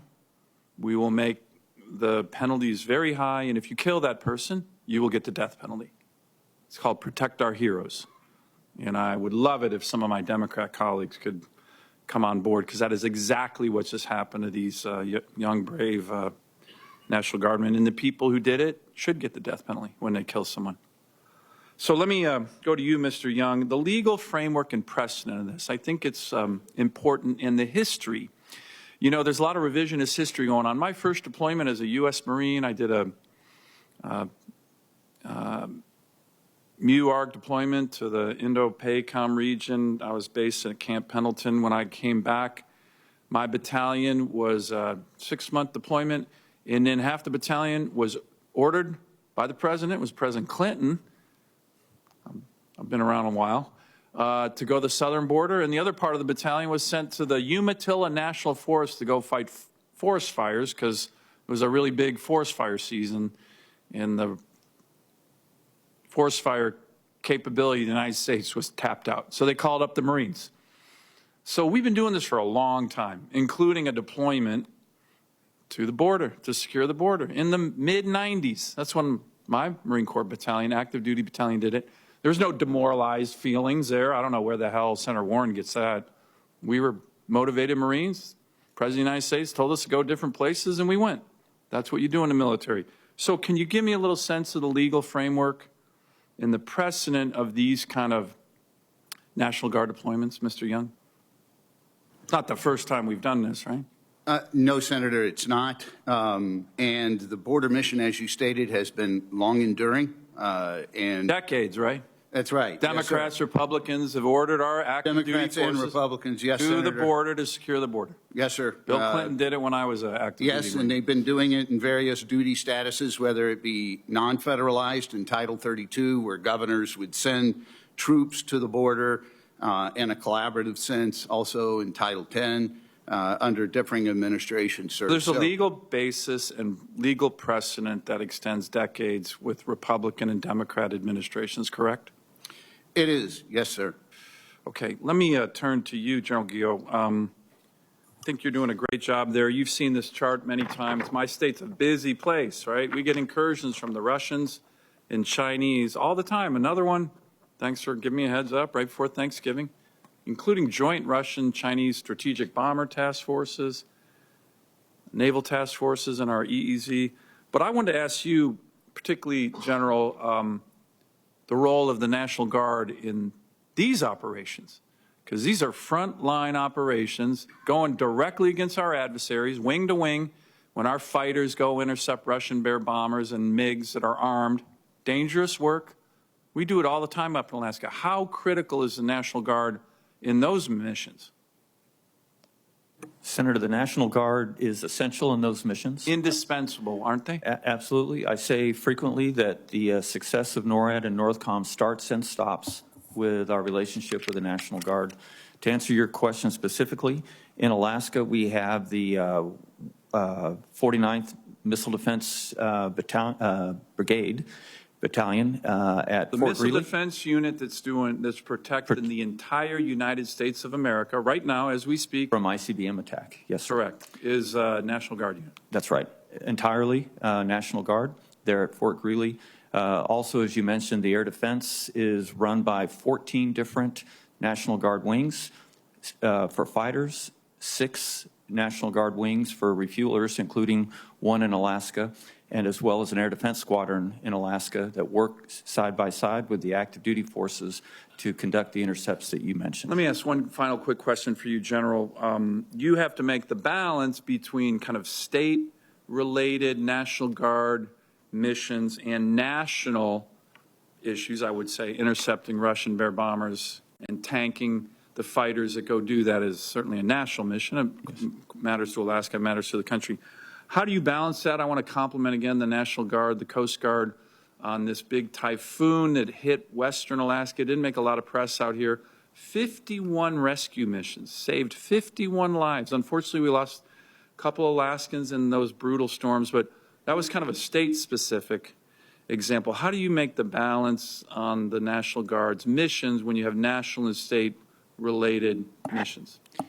So the way we do it is we have constant and steady relationships with the tags to let them know that federal forces are available if needed to complement the initial response in the state. In the case that you just mentioned, I think the response by the Alaska National Guard was phenomenal, and they did not require any federal assistance. But through Northcom, we contact your tag and tags all across the country to make sure they know that we are ready with Title X assistance if needed.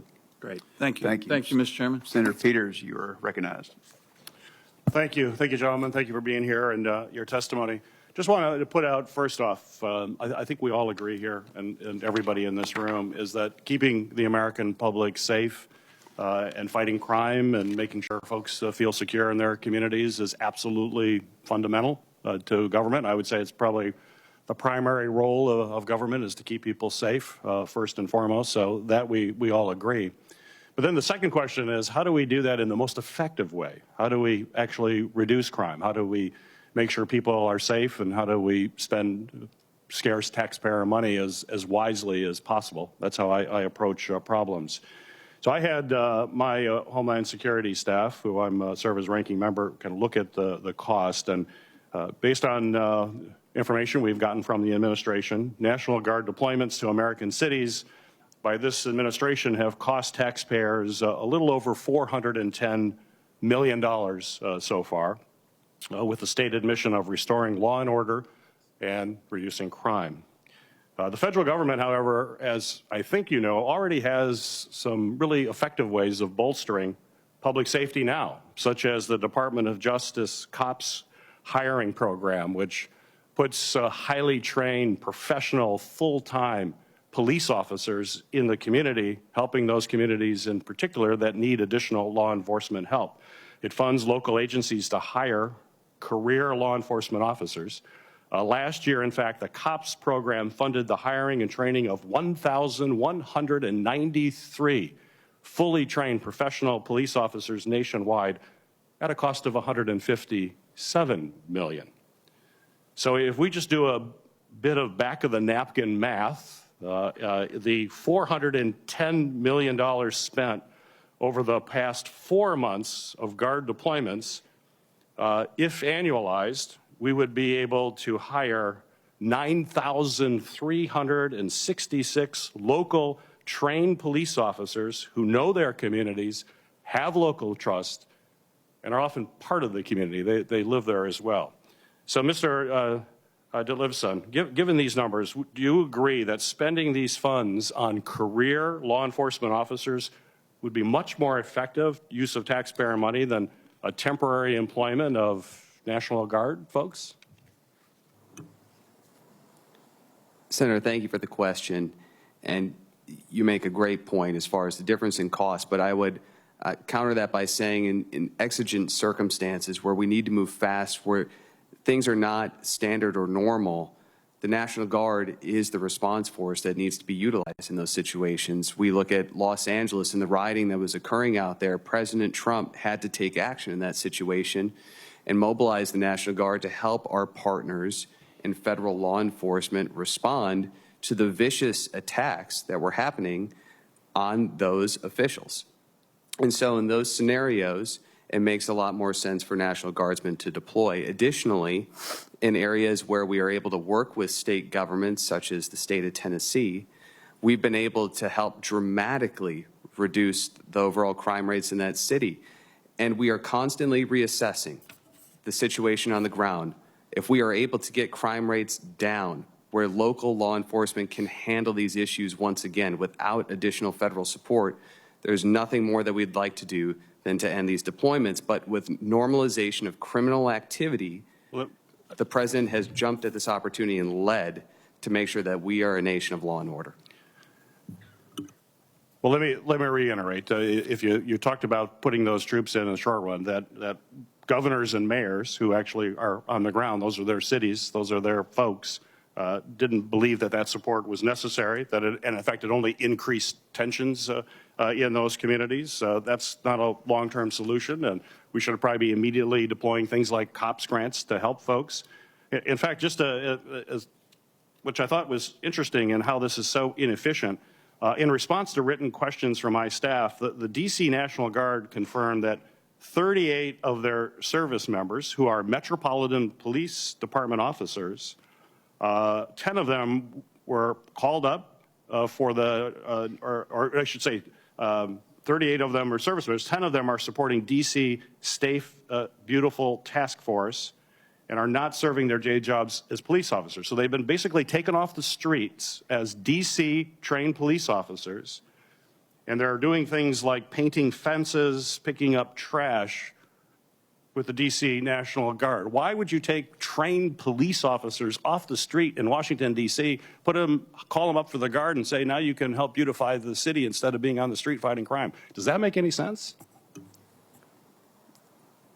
It's a good question, Senator, but I would posit two things. First off, there are different missions for the D.C. deployment. There are presence patrols that are taking place constantly to make sure that people feel safe and secure. These folks weren't doing that. From what we understand, they were doing the beautification mission. Senator, I can't speak to the specifics on that, but in addition to that, oftentimes local law enforcement are also National Guardsmen, and that only helps our National Guard. I agree, but they should be doing law enforcement work, not picking up trash. I mean, these are the kinds of things that just how inefficient. We got to be efficient. Taxpayer money is sacred. We have to protect our communities, but let's do it in a smart way. Let's not do it in a way that may make TV news. Let's do it in a way that actually helps people on the ground and keeps them safe. Thank you, Senator. Senator Schmidt, you're recognized. Thank you, Mr. Chair. I'll just point out that I do think that it's important to understand why we're here, like the context. The fact of the matter is that the excusing of violence and this unlawful behavior by rioters and folks who seek to do harm against our law enforcement across this country has metastasized. And you don't have to go back into ancient history.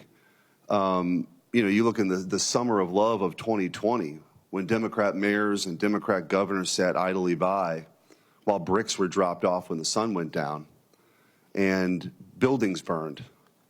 Law enforcement officers were shot. They were spit at. And you know what the Democrat response was? We hear you. Yes, we should defund the police. Now, my friends on the other side, they want to sort of memory hole that. But you could run a tale of the tape about elected Democrats who spouted this nonsense. So when we talk about having local solutions, the fact of the matter is, I was Attorney General at the time, a lot of law enforcement folks, they just left.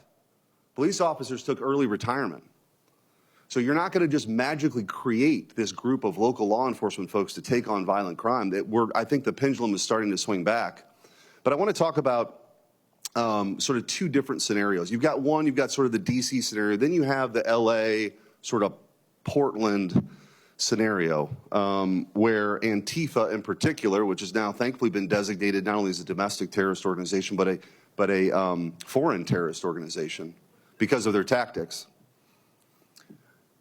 The fact is, this is a network, decentralized, that has safe houses and financing across the world, including the United States, who wants to do harm to ICE agents. And so what I don't hear a lot from my Democrat colleagues, they might condemn the violence. But what's telling is you don't hear any of them say, stand back and let ICE do their jobs. Because the fact is, they just don't actually believe in immigration enforcement. They think that everybody has a right to be here and no one should ever have to go home. Borders don't really matter. And so the villainizing of our law enforcement agents, especially ICE, is really destructive and leading to this, which then brings us to today, which is why the National Guard has been deployed in places like Los Angeles and in Oregon. And it's not unprecedented. The most obvious example people will also remember is other Democrats, including the Democrat governor of Arkansas, who didn't want black kids to go to school with white kids. President Eisenhower then not only deployed the National Guard, but sent the 101st Airborne in. So let's not pretend that this is some constitutional crisis. The President of the United States has very clear authority to send them to protect federal buildings and to protect the law enforcement, which is all that's happening. So I want to ask, General, maybe for you or anyone actually, what are some of the tactics that are being used right now by these thugs on the streets, these criminals who are seeking to entice federal agents out with firecrackers or whatever it is so that they can actually take shots at them so they can assault them. Because I think it's important for the American people to understand what's actually happening, the violence that they're being subjected to.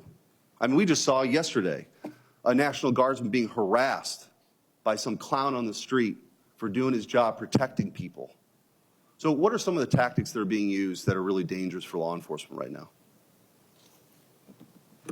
Senator, you just described many of the tactics that were being used when Title X forces were directed into Los Angeles to protect federal activities, to include ICE conduct of their duties. Also, in other cities, however, with court orders, our forces have not been on mission there to work in conjunction with the lead agencies like they have in California. I think you've seen, there's no coincidence here, you've seen 1,000% increase in assaults on ICE officers. So to my Democrat colleagues who want to have this hearing, we got to be honest about what's actually happening out there. This rhetoric is making it open season on law enforcement, and it's incredibly dangerous. So when we villainize ICE agents who have family members, who are husbands, who are mothers, who are simply enforcing the laws that this Congress, or not this Congress, but Congress has passed over the years, this is insane. And the condoning of people blocking off vehicles from, enforcing the law, these ICE agents, this is a powder keg. It's a powder keg. So I'm very thankful for the men and women who are serving this country, who are protecting those agents, who are protecting federal assets. And the president's well within his authority to do it. Thank God we're challenging some of the assumptions that have existed for so long that people, particularly minorities, have to live in these crime-ridden areas forever. It doesn't need to be that way. They don't deserve to have to sweep up glass every Sunday morning or have a loved one that's shot. We don't have to accept that anymore. So thank you for being here. Thank you, Senator. Senator Duckworth, you are recognized. Thank you. So there was no rioting in Chicago before ICE was sent in. And for the past 2 months, Illinoisans have seen DHS federal agents abusing our communities. President Trump wanted to put our troops in the middle of it. The courts have stopped him so far, and the courts are finding again and again that there is no legal reason for what he is doing. But in his ideal world, Trump wants our professional military to defend unprofessional and abusive federal law enforcement agents. So let me tell you what is happening in Chicago. It is not ICE agents that are being attacked. ICE agents are the ones who tear gas over 24 Chicago police officers. ICE agents are the ones who tear gas toddlers. They are the ones pointing loaded weapons at unarmed bystanders, hauling preschool teachers from daycare in front of their kids, and rappelling from DHS helicopters onto apartment buildings in the dead of night to rip families from their beds and detain them for hours, and then when they go to court, had to admit that they have no basis to file any charges against those people they ripped out of that building in the middle of the night. That is the terror that is happening in Chicago. It is not ICE agents as the victims. It is the civilians of Chicago who are the victims of the ICE agents. Trump claimed that these federal agents need protection. The same agents that a federal judge found repeatedly used excessive force against civilians and lied about it in court because we showed up with footage of them abusing civilians. Trump was ready to throw troops onto the streets of Chicago to protect these violent agents under a vague and unprecedented mission with little realistic guidance for what their experience would actually be like on the ground and the complex decisions that they will face. So let's play this out. What are our troops tasked with the mission to protect federal agents supposed to do if they witness an agent throw a child to the ground, like has happened in Chicago? Do our troops intervene and pull the agent off that child, or do they stand by and do nothing? Trump is forcing our military men and women to make a horrible choice: uphold their loyalty to the Constitution and protect peaceful protesters, or execute questionable orders from the president. Mr. Young, will the department commit to provide legal protection to any Title X service member who intervenes to stop a federal agent from wrongfully harming a civilian? Easy question, yes or no? Senator, are you asking if the department will defend them? Is that what you're asking? Would the Department of Generally, Defense? in those circumstances, Senator, it's the Department of Justice that would provide representation, not necessarily the Department of Defense. So you're saying the Department of Defense would not commit to providing legal protection to any Title X service members who intervenes to stop a federal agent from wrongfully harming a civilian? That's not what I said, Senator. What I said is the Department of Justice is the one who provides the What representation. will the Department of Defense do? The Department of Defense makes recommendations based on the facts and circumstances of each event as it occurs. That's part of a package. That So you're goes not to the committing. US. Sorry? You're not committing to support our troops who are under Title X who intervenes to stop a federal agent from wrongfully harming a civilian? Senator, the presumption is that our troops will act lawfully, and so therefore we would normally work with a troop to Okay, help listen, make this a is a straightforward recommendation to the answer, Department of and Justice. the fact that it isn't to you is deeply concerning to me. Federal law enforcement agents actually have a legal duty to intervene to prevent a fellow officer from using excessive force. Uniformed service members, on the other hand, have no comparable obligations nor accompanying legal protection if they decide to intervene against a federal agent to protect a civilian. They do so at their own risk. Our troops could be dragged into court and would be on their own to plead their case to a jury, all because their commander-in-chief put them in an unprecedented situation that they don't regularly train for.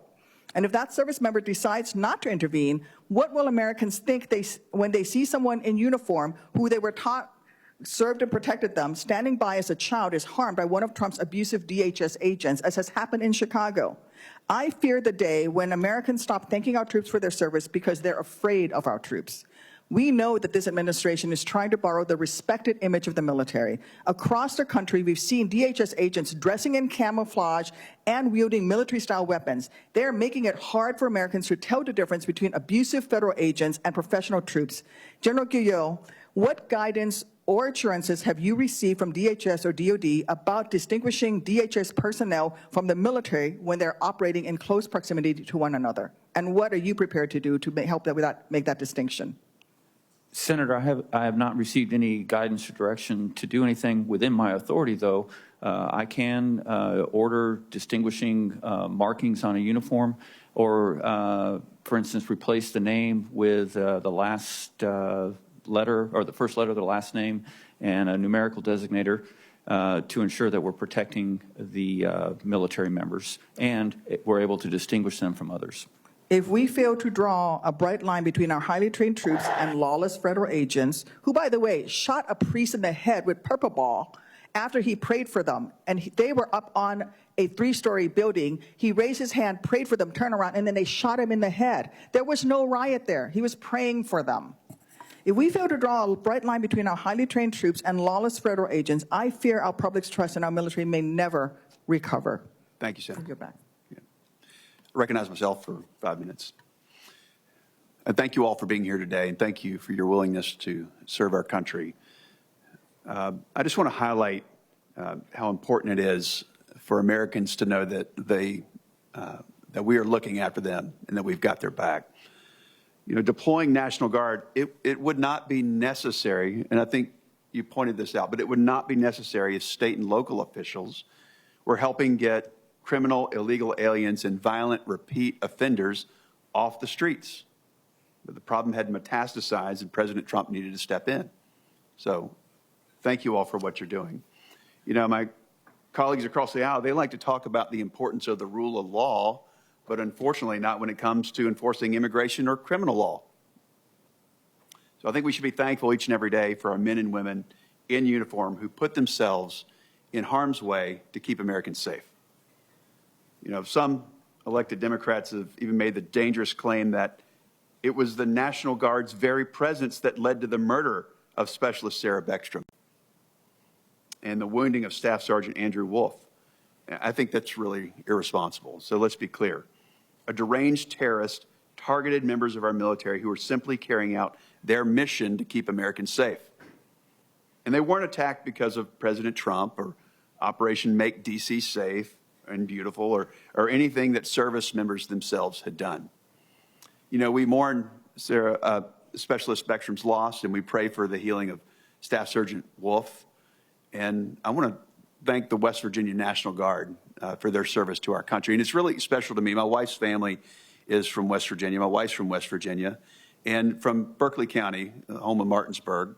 And before Martinsburg, many years ago, they were from Webster County, the two counties in West Virginia that were affected. So this is personal. And in small communities, most families know each other one degree away. So our prayers are with them, and we're grateful for them.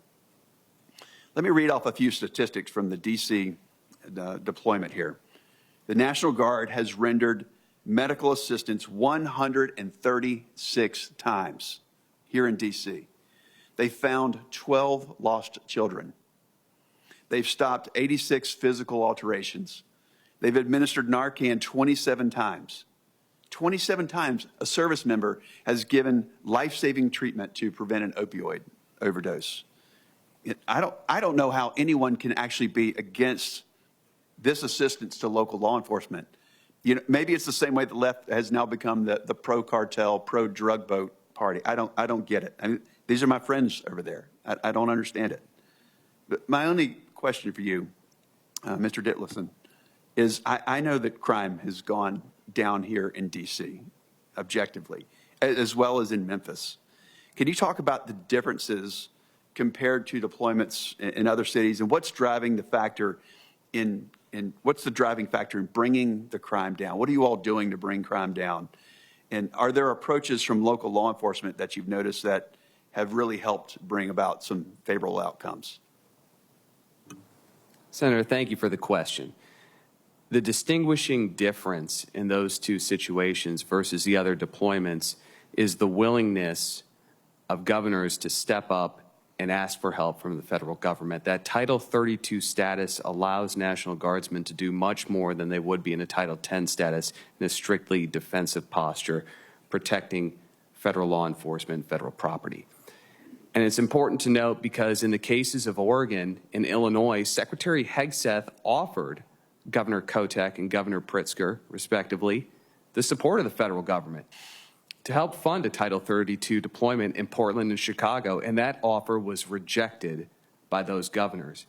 And President Trump, as Commander-in-Chief, fulfilling his campaign promises of restoring law and order in this country, led on that issue, federalized troops, and sent them to those cities to protect American citizens, because all American citizens, regardless of whether they live in a red area or blue area, they deserve the right to be able to walk in their cities safely and securely. Well, thank you for that. And again, thank you for your service. You know, it seemed it's the issue of who's offering the support. And American people overwhelmingly elected President Trump. And we've heard the statement, if he cured cancer, they wouldn't want to take the medicine. Some people wouldn't. But he's bringing down crime. He's offering help to states and communities because he just wants to help the American people, and I'm grateful for that, and I'm grateful, again, for your service, so thank you. Senator Kelly, you are recognized.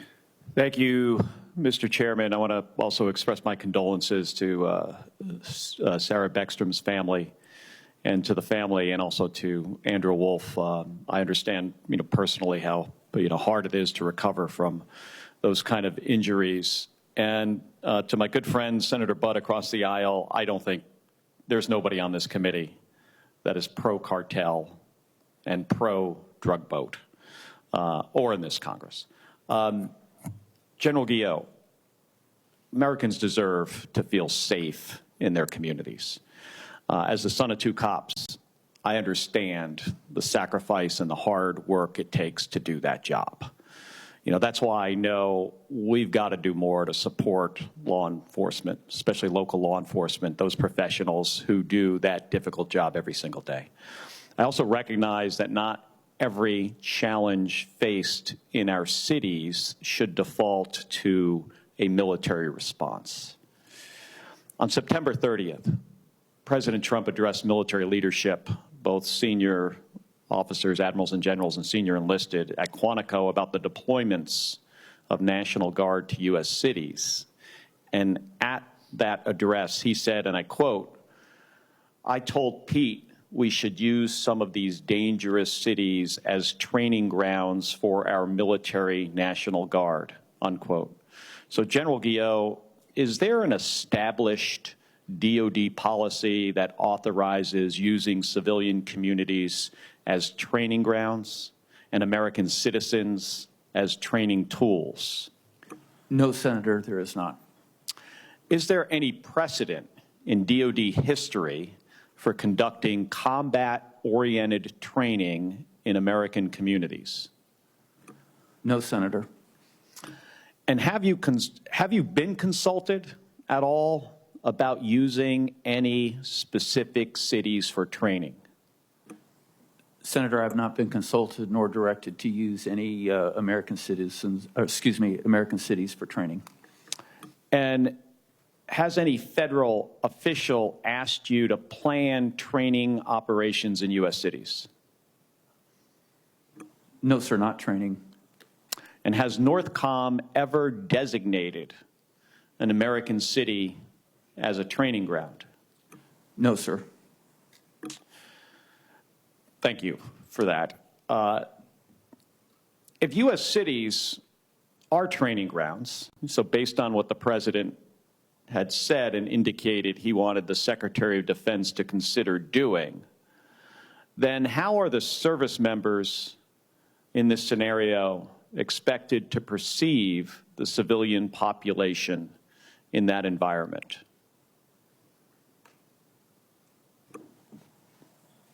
Senator, I can tell you that for the areas that are under Title X control, we provide very clear training and reinforce that with daily meetings on what our purpose is there, and that is to protect federal buildings.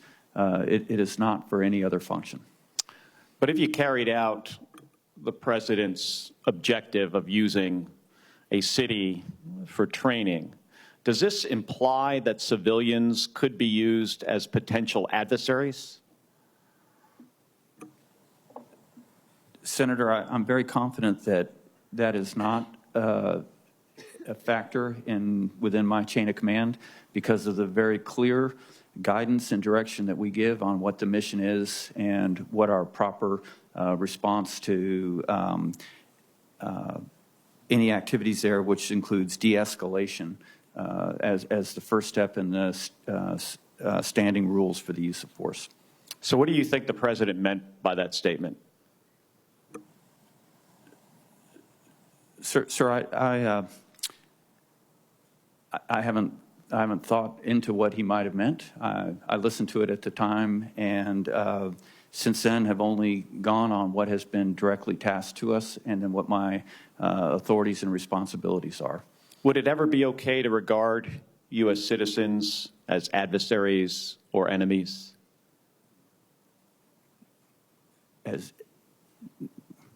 Well, sir, that's a hypothetical. Our initial response is no. Now, of course, there could be illegal activity that's underway, and we may have the authority, vested in us to respond in accordance with the authorities that we have. But again, these are like double and triple hypotheticals. I don't mean it as a hypothetical. And even if there was illegal activity, could be viewed that person is a criminal. I'm asking specifically, is it okay to regard U.S. citizens as enemies? No, sir. Well, thank you. We defend the United States and U.S. citizens. We do not view them as enemies. Yeah, I agree with you. My concern is, that labeling a city as a training ground inherently puts civilians in a position of being an adversary or an enemy. So I appreciate your response. Thank you, General. Thank you, Senator. Senator Slotkin, you're recognized. Thank you. And I join the rest of my colleagues in recognizing the 2 West Virginia guardsmen who were shot in one fatal shooting, and thank them and their families for what they've done. I guess, my questions are for you, Mr. Young. You're the #2 lawyer at the Department of Defense. You've come before this committee before. A couple of weeks ago, a couple of us here on this committee and others put out a video talking about unlawful orders because we were getting so many people in uniform coming to us and saying, I just don't know if I'm going to be asked to do something that is illegal. I don't know how to handle that. Do you believe that any president can issue illegal orders? Is it possible for a president of the United States to issue illegal orders that the U.S. military should reject? Senator, that's theoretically possible. Okay. And, you know, I think in the past, then Major Hegseth in 2016 said that the military has a responsibility to reject illegal orders. Attorney General Bondi last year wrote that military officers are required not to carry out unlawful orders. Can you give me an example of what would be an unlawful order of any kind? Senator, I would say that the oath that this Congress has prescribed in 10 Just an USC example. 502 Just an example. Like we've prosecuted people, right, for carrying out illegal orders. So tell me is there just in give that me example, any example. Senator, the one that would come to mind would be the My Lai massacre from where a young platoon leader issued that it was not the President of the United States. As long as an order is not patently and facially illegal, it is presumed to be lawful, and service members are obligated to follow it without having to consult with the judge. And I think the conversation that we were starting was not because we don't trust the military. If anything, I mean, I've worked alongside the military my entire life as a CIA officer. It's that the decision makers and the words coming out of the mouth of the commander-in-chief using our cities as, quote, training grounds, those are the things. Going after, quote, the enemy within does not give us confidence that this president is going to always use the military in an apolitical way that's exclusively meant on protecting the United States. Now, you said earlier that, and rightfully so, that the National Guard, of course, if they're doing missions like helping to clean up from an ice storm in Michigan, I don't think anyone questions the typical way that we use the National Guard. But for these folks who are deployed against the wishes of the sitting governor and the people of that state, you said that the troops are there to protect federal personnel, functions, and property, right? So people or functions or buildings. If you were asked to approve the placement of uniformed military on and around polling locations for a federal election in 2026, what would your legal judgment be of whether those uniforms could do that? Senator, again, that's a hypothetical situation. There are federal laws that prohibit the stationing of troops at polling places. However, right, the question would be whether or not the degree to which that would apply in a non-federalized status under Title 32, and it would depend on the status of the personnel and the mission parameters that are being contemplated. So it's possible that if you were asked, if you said, look, we've got a problem in Chicago, right? We've talked about federal troops in Chicago. We need to put uniformed military surrounding polling locations in downtown Chicago. Are there circumstances in which you would approve that? Senator, I would say this, is that during COVID, when many poll workers were unavailable, many state and local jurisdictions. But you can understand, I understand during COVID, but you can understand that when there's a trust deficit, right? When the President of the United States says we have to go after the enemy within, and that if he loses an election, it's because it was rigged, his words, that the idea that we put uniformed military surrounding polling locations, for you to not understand what that means to the American public, the playbook of authoritarianism that I've seen as a CIA officer play out over and over and over again in other countries, for you not to understand that that sends a shiver down the spine of every American, and should, whether you're a Democrat or Republican, that's why there's a trust deficit, is because there are some circumstances in which you would use the military in the middle of our democracy like that. And I continue to believe it's not our uniformed military that have a problem, it's the leaders who are directing them and these missions. Thank you, Senator. Senator Rosen, you're recognized. Thank you. Well, I want to thank Chairman Wicker and Ranking Member Reed for holding this hearing. And like the rest of my colleagues and all Americans, my heart breaks for the murder of Specialist Sarah Beckstrom and the shooting of Staff Sergeant Andrew Wolfe, who is thankfully recovering. My deepest condolences go out to their families, to the members of the West Virginia National Guard. And there's no question that American cities like Washington, D.C. face real public safety challenges. We need to tackle those directly by supporting and investing in local law enforcement. We need to strengthen community policing strategies. We need to address the root causes that drive crime. And sending the National Guard into communities, as my colleagues have suggested, is not a long-term solution or any solution to crime in our cities. It's a show of force that removes our guardsmen from the essential missions that they perform at home, like the Nevada Air National Guard's 151st Airlift Wing, which flies the very dangerous C-130 mission of fighting wildfires throughout the mountains of western United States.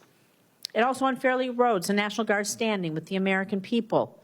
It needlessly puts guardsmen in harm's way without the legal means to effectively police American streets. It places our men and women in uniform in deeply fraught situations in their own home communities, particularly in states like Nevada with large Latino and immigrant populations, communities which members of the National Guard also hail from, sometimes even coming from mixed status families themselves.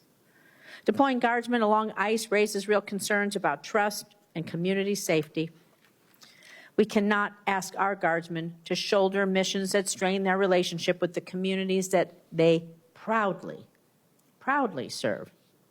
So my priority is ensuring that our guardsmen and women can continue carrying out the mission sets that matter most to their states, including Nevada, all of our states, where our communities depend heavily on their support.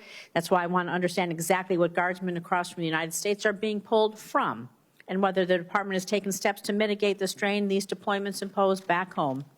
So I'm going to talk about alternate missions. So General Guillot, can you outline what mission guardsmen were pulled from in their home states, and have any guard units been pulled from time-sensitive missions, such as wildfire response, medical evacuation support, cyber defense teams, and scheduled annual training?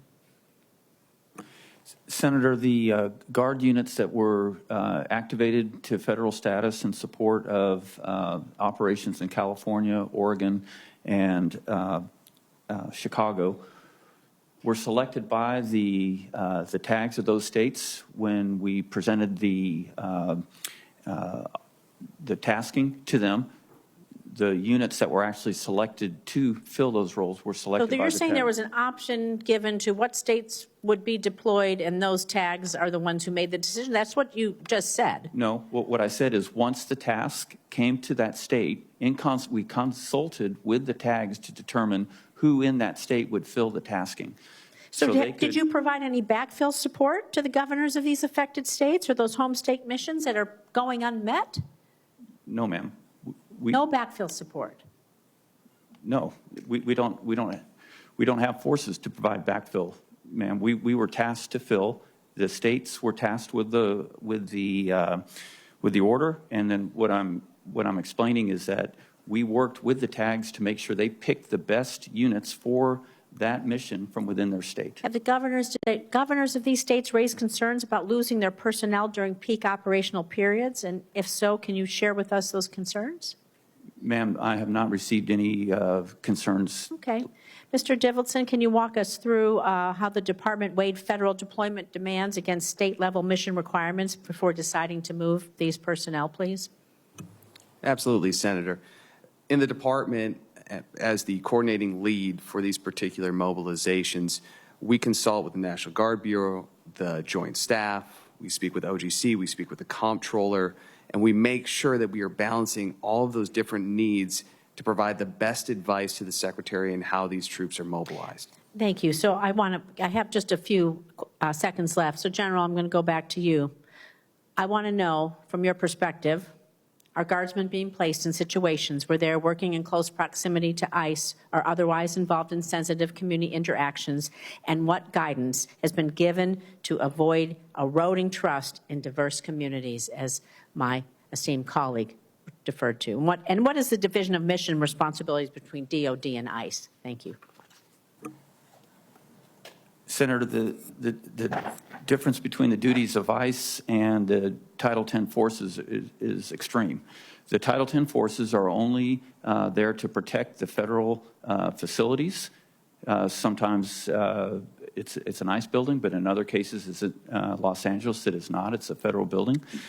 I've seen them just walking around parks in my neighborhood here in D.C. So there are no federal buildings around where my apartment is. Senator, I have to make the distinction there. Those, I'm only responsible for the forces that are under Title 10 authorities, which are in Los Angeles, Oregon, Chicago, and at Fort Bliss. I do not have any command and control over the forces in Memphis or here in D.C. Thank you. Thank you, Senator. I believe Ranking Member Reed has additional questions. Well, thank you very much, Mr. Chairman. I want to follow up, Mr. Dillison. You told me at the beginning of the hearing that the National Guard Quick Reaction Force already existed, but I understand that's not accurate, that the Secretary of Defense ordered the establishment of this National QRF on September 27th of this year.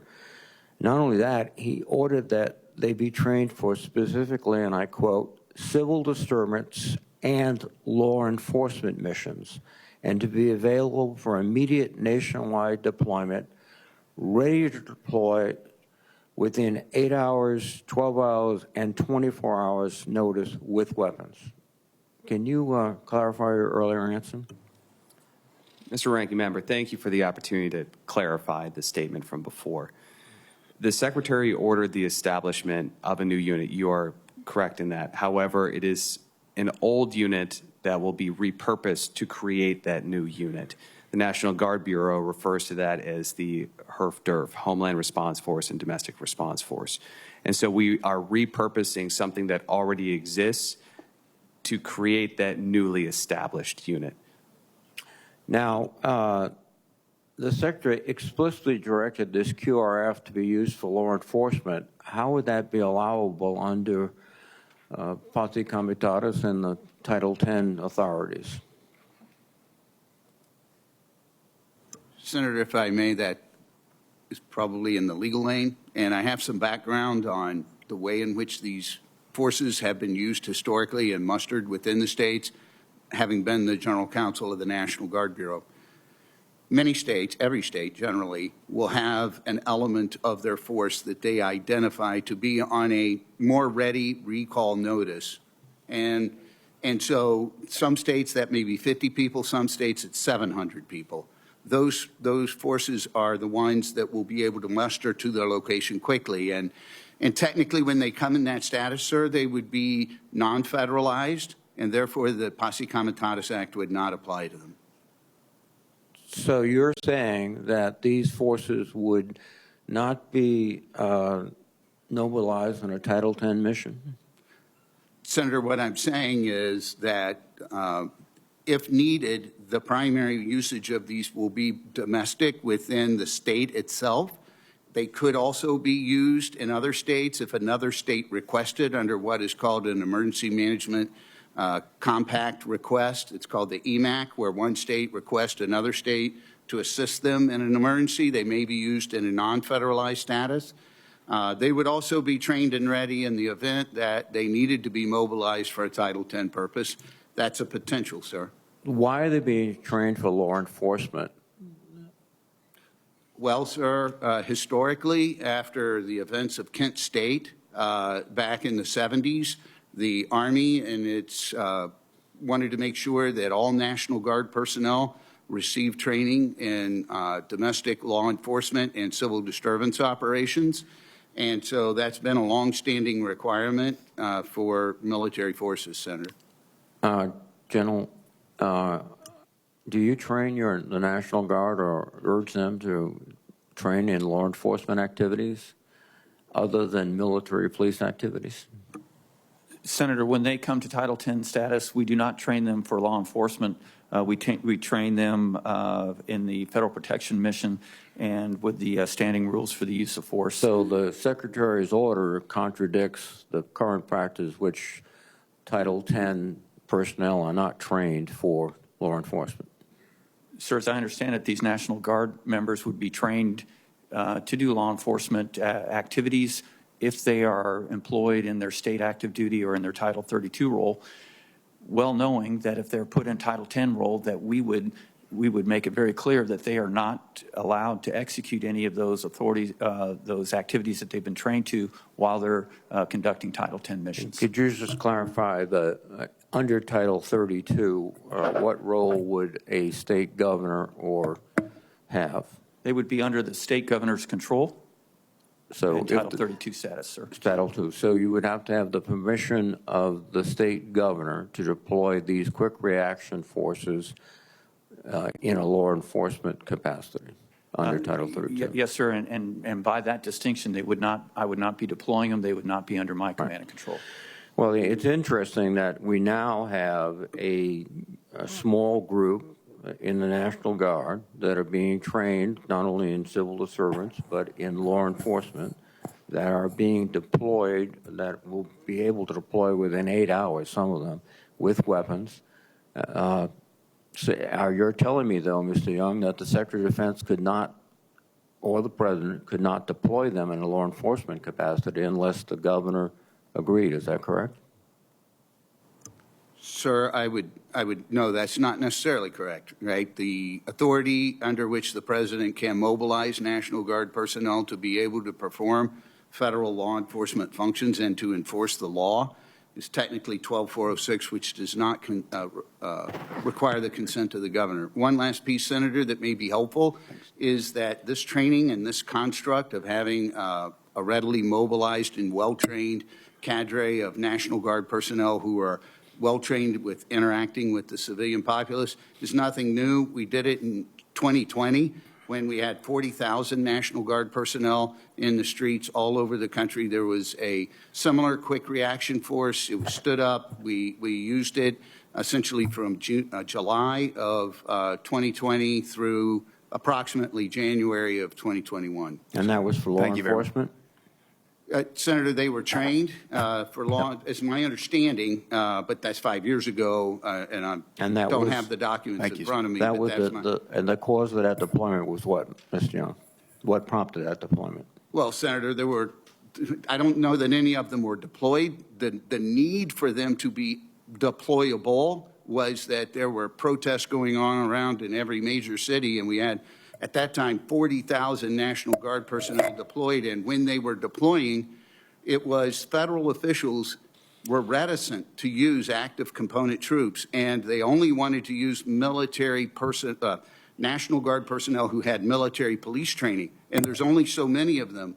And so as a result, because we had 40,000 of them on the street, there was a need, Senator, to make sure that they had received additional forces. If I may, I know where I'm going over time. Ranking Member, I'd like to conclude that and recognize Senator Duckworth for one remaining questions, and after that, we'll conclude. Any additional questions we'll ask to be questions for the record, please. Senator Duckworth.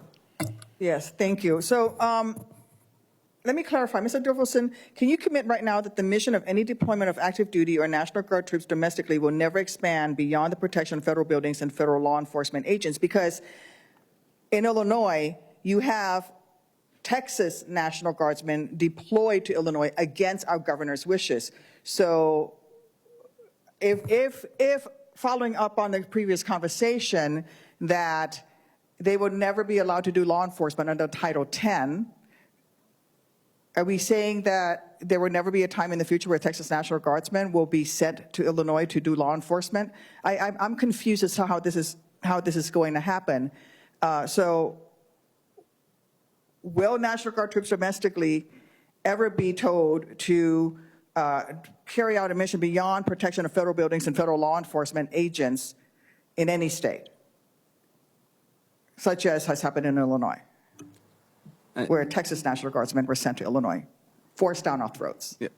Senator, based on what Mr. Young just went through, I can't commit to that. I think Mr. Young could go into the specifics of the legal reason why that's the case.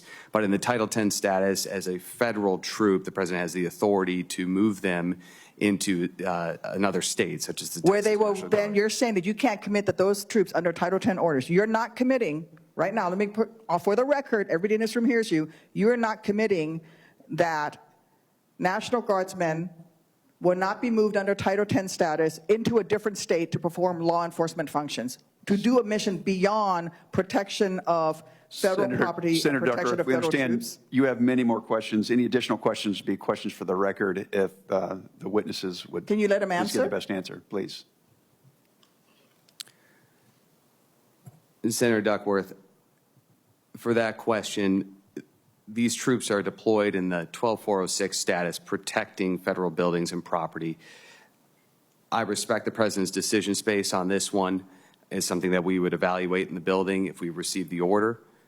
So your answer is no, you can't commit to it. Mr. Young, I believe I can defer to him on the specific legalities of My this question one. is to you. So no, you cannot make that I commitment. understand that, Senator, but whatever would come into our office and policy, I commit that that would absolutely go through the Office of General Counsel to make sure that whatever we are doing is 100% legal under the law. Thank you to our witnesses. This concludes today's hearing, and I want to thank you all for your testimony. For the information of members, questions for the record will be due to the committee within 2 business days of the conclusion of the hearing. We are adjourned.